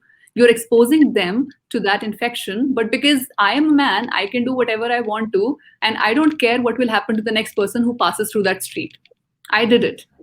And however, a woman cannot even carry a sanitary napkin in the open because she will be shamed for it. Men, at the same time, who are acting completely irresponsible, people won't even look back and see if somebody's peeing. They're like, yeah, I mean, whatever. I mean, that's how men do it. I mean, people say that, share washroom thodi jate hain. This is literally a dialogue. People say that, hum log share log thodi jate hain. And they do it in public. And it has become a matter of pride. Oh my God, I can pee anywhere I want to because I'm a boy. No, you're literally creating so much of infection, which is going to impact so many other people, maybe small children, maybe animals around. Yeah, I mean, just think about it. And women cannot even carry a sanitary napkin. And what that means is that they're carrying something which is going to support sanitation and hygiene, but I will be shamed for it. So this talks about the mindset of people that needs to be conditioned, reconditioned, rewired, like bring all the tars out and just rewire them. What are you thinking? I mean, just use your brain. Let's use some logic. If somebody is caring about sanitation, let's talk about sanitary napkins. They're still considered as a luxury item. There are taxes on it. So these are very small things that we can, all come together and work on. So let's first of all, if we really want to do this as a community, we need to sustain it. How do we sustain it? By owning it. Our washrooms, we own those washrooms. We care about those washrooms because our children go there, because our moms go there, because our dads go there, our grandparents go there, my friends go there. So it's my responsibility. Every time I use a washroom, I need to make sure when I leave that washroom, it's clean enough for the next person to use. I cannot leave it dirty and say that, okay, my work is done. Now, you clean up or somebody else will clean up. Every time I go out of the washroom, it's my responsibility to clean my own stuff so that next person who enters doesn't get exposed to any kind of infection or bacteria. So as a community, even those are smaller peripheral areas, those are urban areas, those are rural areas, we all need to own our washrooms, because I know for a fact that we do have resources as communities to sustain those washrooms. Creating is one thing which government is working on, but sustaining it is not that hard. As a community, we can do that. So this is the key thing that we personally want to do, that as a community, how do we own these washrooms and ensure that everybody who goes to this, that is how we sustain it as well. Till the time I don't own it, how will I sustain it? The way we sustain our religion, the way I sustain our customs, we sustain it because bachpan se we have been taught that this is how you're supposed to do it. This is our culture. Ye hamare sanskar. And similarly, washroom should also be a part of it. I mean, it's so basic. Absolutely. Pooja, that makes so much sense, Thank you for sharing your perspective with us, because, somewhere, as I mentioned, I've been mentioning this this evening, I think the problem here really, I think the realization that we all should really have here is that this is a mindset issue, and I think this change needs to begin at home. Before we reach out to a community outside, look at your community within your home. Your home, your family is a community on its own, which then spreads to the larger community, which is your colony, which then spreads to a larger community, which is your area, which then spreads to a much larger community, which is your city, which in turn eventually reaches out to the nation. So change begins at home, right? Yeah. And Rishi mentioned this earlier. Boon boon se sagar banta hai. Ye baat bilkul sahi hai. Bilkul sahi baat hai. So, continuing with this, I'd like to speak with, our educator on board this panel with us this evening. Mrs. Khanna, you've been quiet, you've been observing, you've been listening to us, and you've been very patient with us. So we really appreciate that. Thank you very much. Mrs. Khanna, my question to you is, I'm sure you've heard so much about the issues that are being faced on the grassroots level in the rural areas, and very often this is the case also in the cities. So how do you feel that schools and especially teachers can become change makers to create awareness about the importance of sanitation and hygiene, and more importantly, the understanding of this, for lack of better word, civic sense of making sure that washrooms are clean and available to both boys as well as to girls? I would like to bring in one of the practices that I have in my classroom. It is a safe space for everybody to bring in whatever is on their mind, and they can put it on an anonymous slip and we talk about it. Sometimes when it requires the exposure to other people, maybe parents, maybe the school authorities, maybe even talking to the community at large, then we share those concerns. So one of the things that I have realized that for our children, whether they are girls or they are boys, there should be safe spaces created. And the schools and the parents can collaborate on that.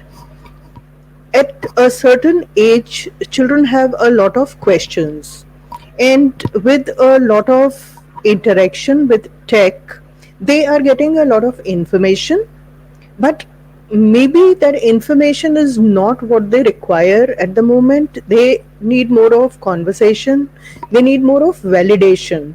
That yes, if you are going through a confusion, if you are worried about something, it is okay. It is okay to be worried, it is okay to ask questions, or it is okay to just share. So one of the things that works really well is having an open platform for conversation and for allowing the young people to have a say. There have been incidents when students have talked about issues which are similar, and the school has already actually gone in for a renovation of the toilets because the students brought it up and they said that there is a particular block and the toilets are not really up to the mark there. They talk about a number of issues. So to listen to children is very important. And my takeaway from this evening is people like Archana, their stories need to be shared more.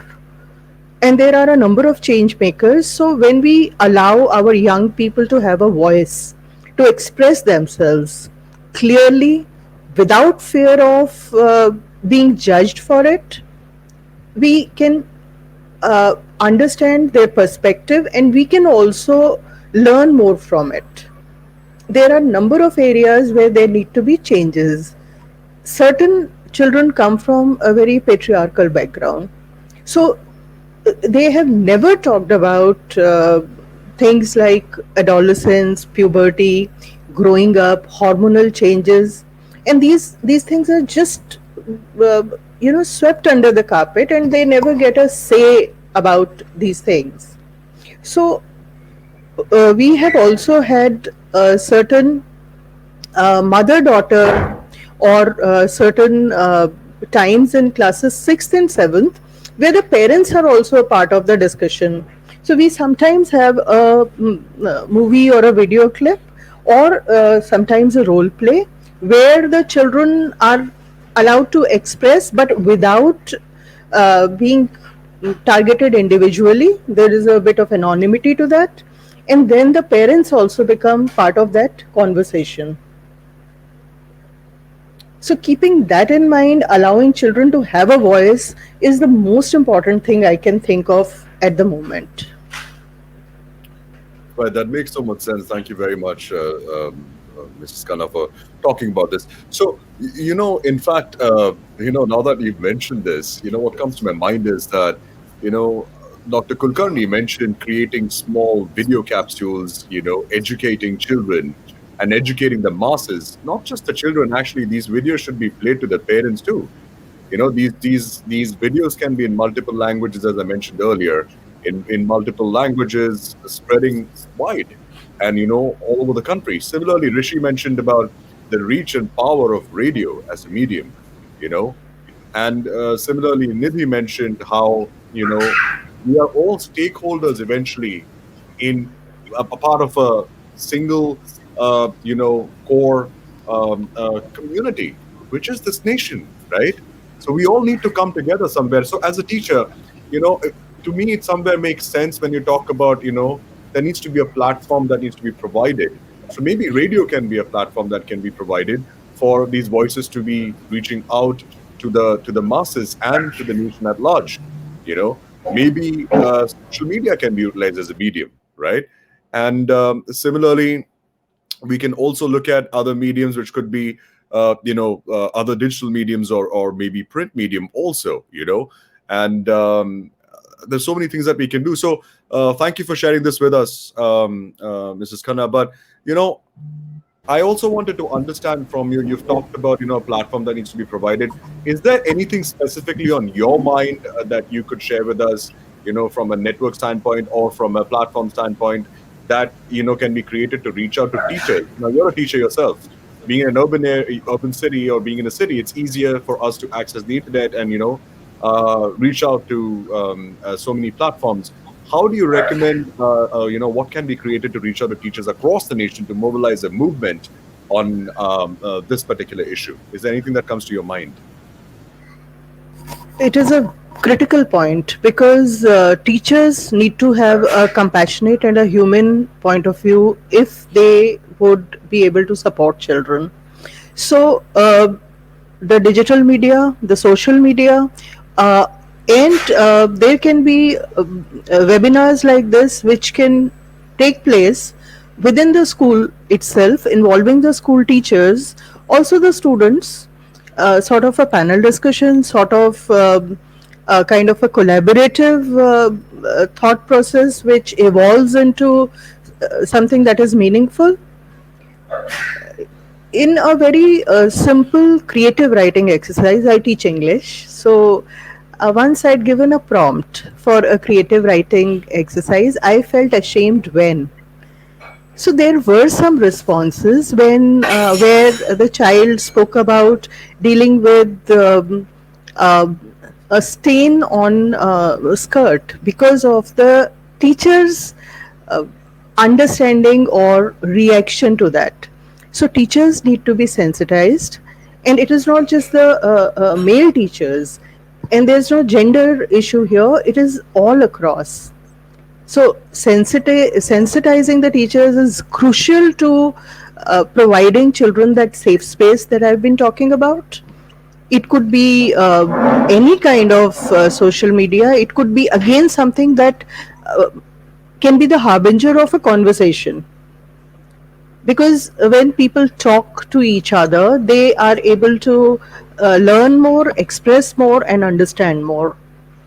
It could be something that Pooja Monga spoke about, some kind of a technological intervention. It could be a simple conversation with somebody like Archana.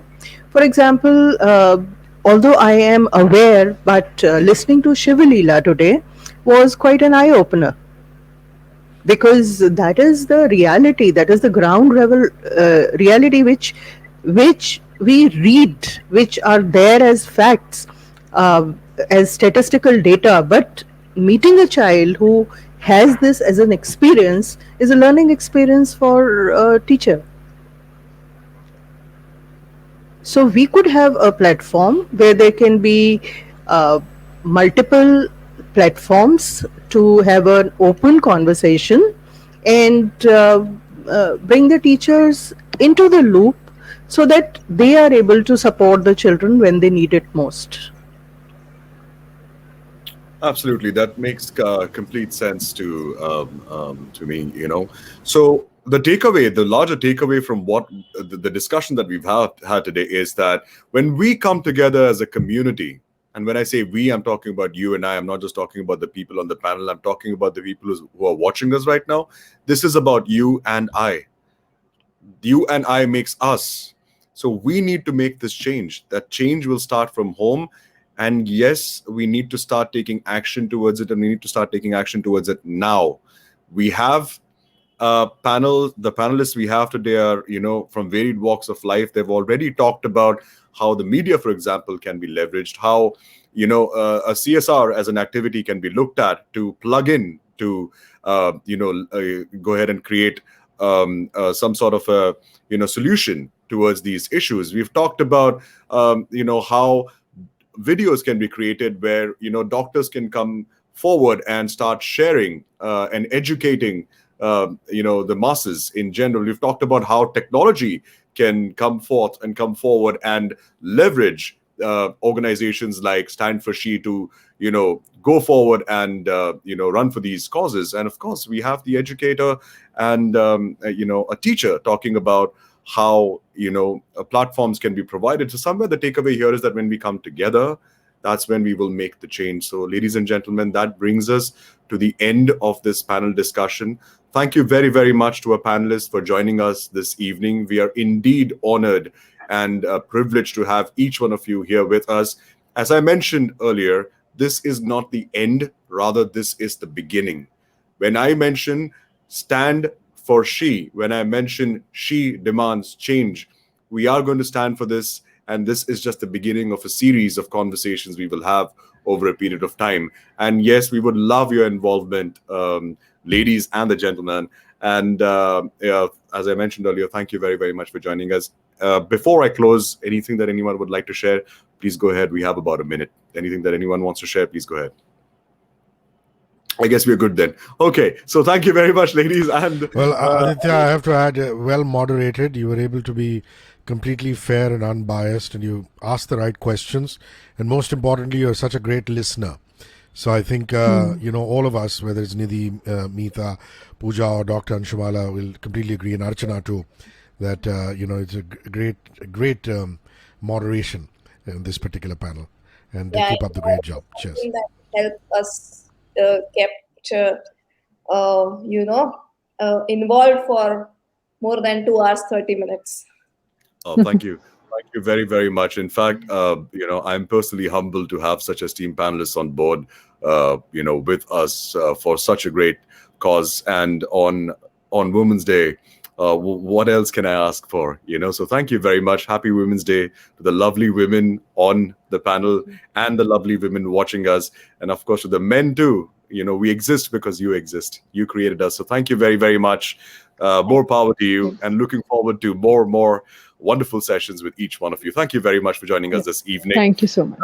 Bye. Ladies and gentlemen, before we end this session this evening, a couple of pointers that come to my mind. Today we not only discussed the issue of sanitation and hygiene, which is adversely affecting the education of the girl child in our country, but we also got to shed light on the way forward to come together as one community, one nation, and bring about change through awareness, empowerment, and action. To the audience, thank you very much for joining us this evening. The responsibility of bringing about change lies with each one of us. And as I mentioned earlier, it begins with us. So let's come together as one family, one community, one nation, and let's make this world a better place in one generation. Before I sign off, ladies and gentlemen, I'm going to leave you with this video that we played at the beginning of the webinar once again. Thank you very much, as I mentioned earlier, and I look forward to seeing you soon. I'm your host, Aditya Mathur, signing off.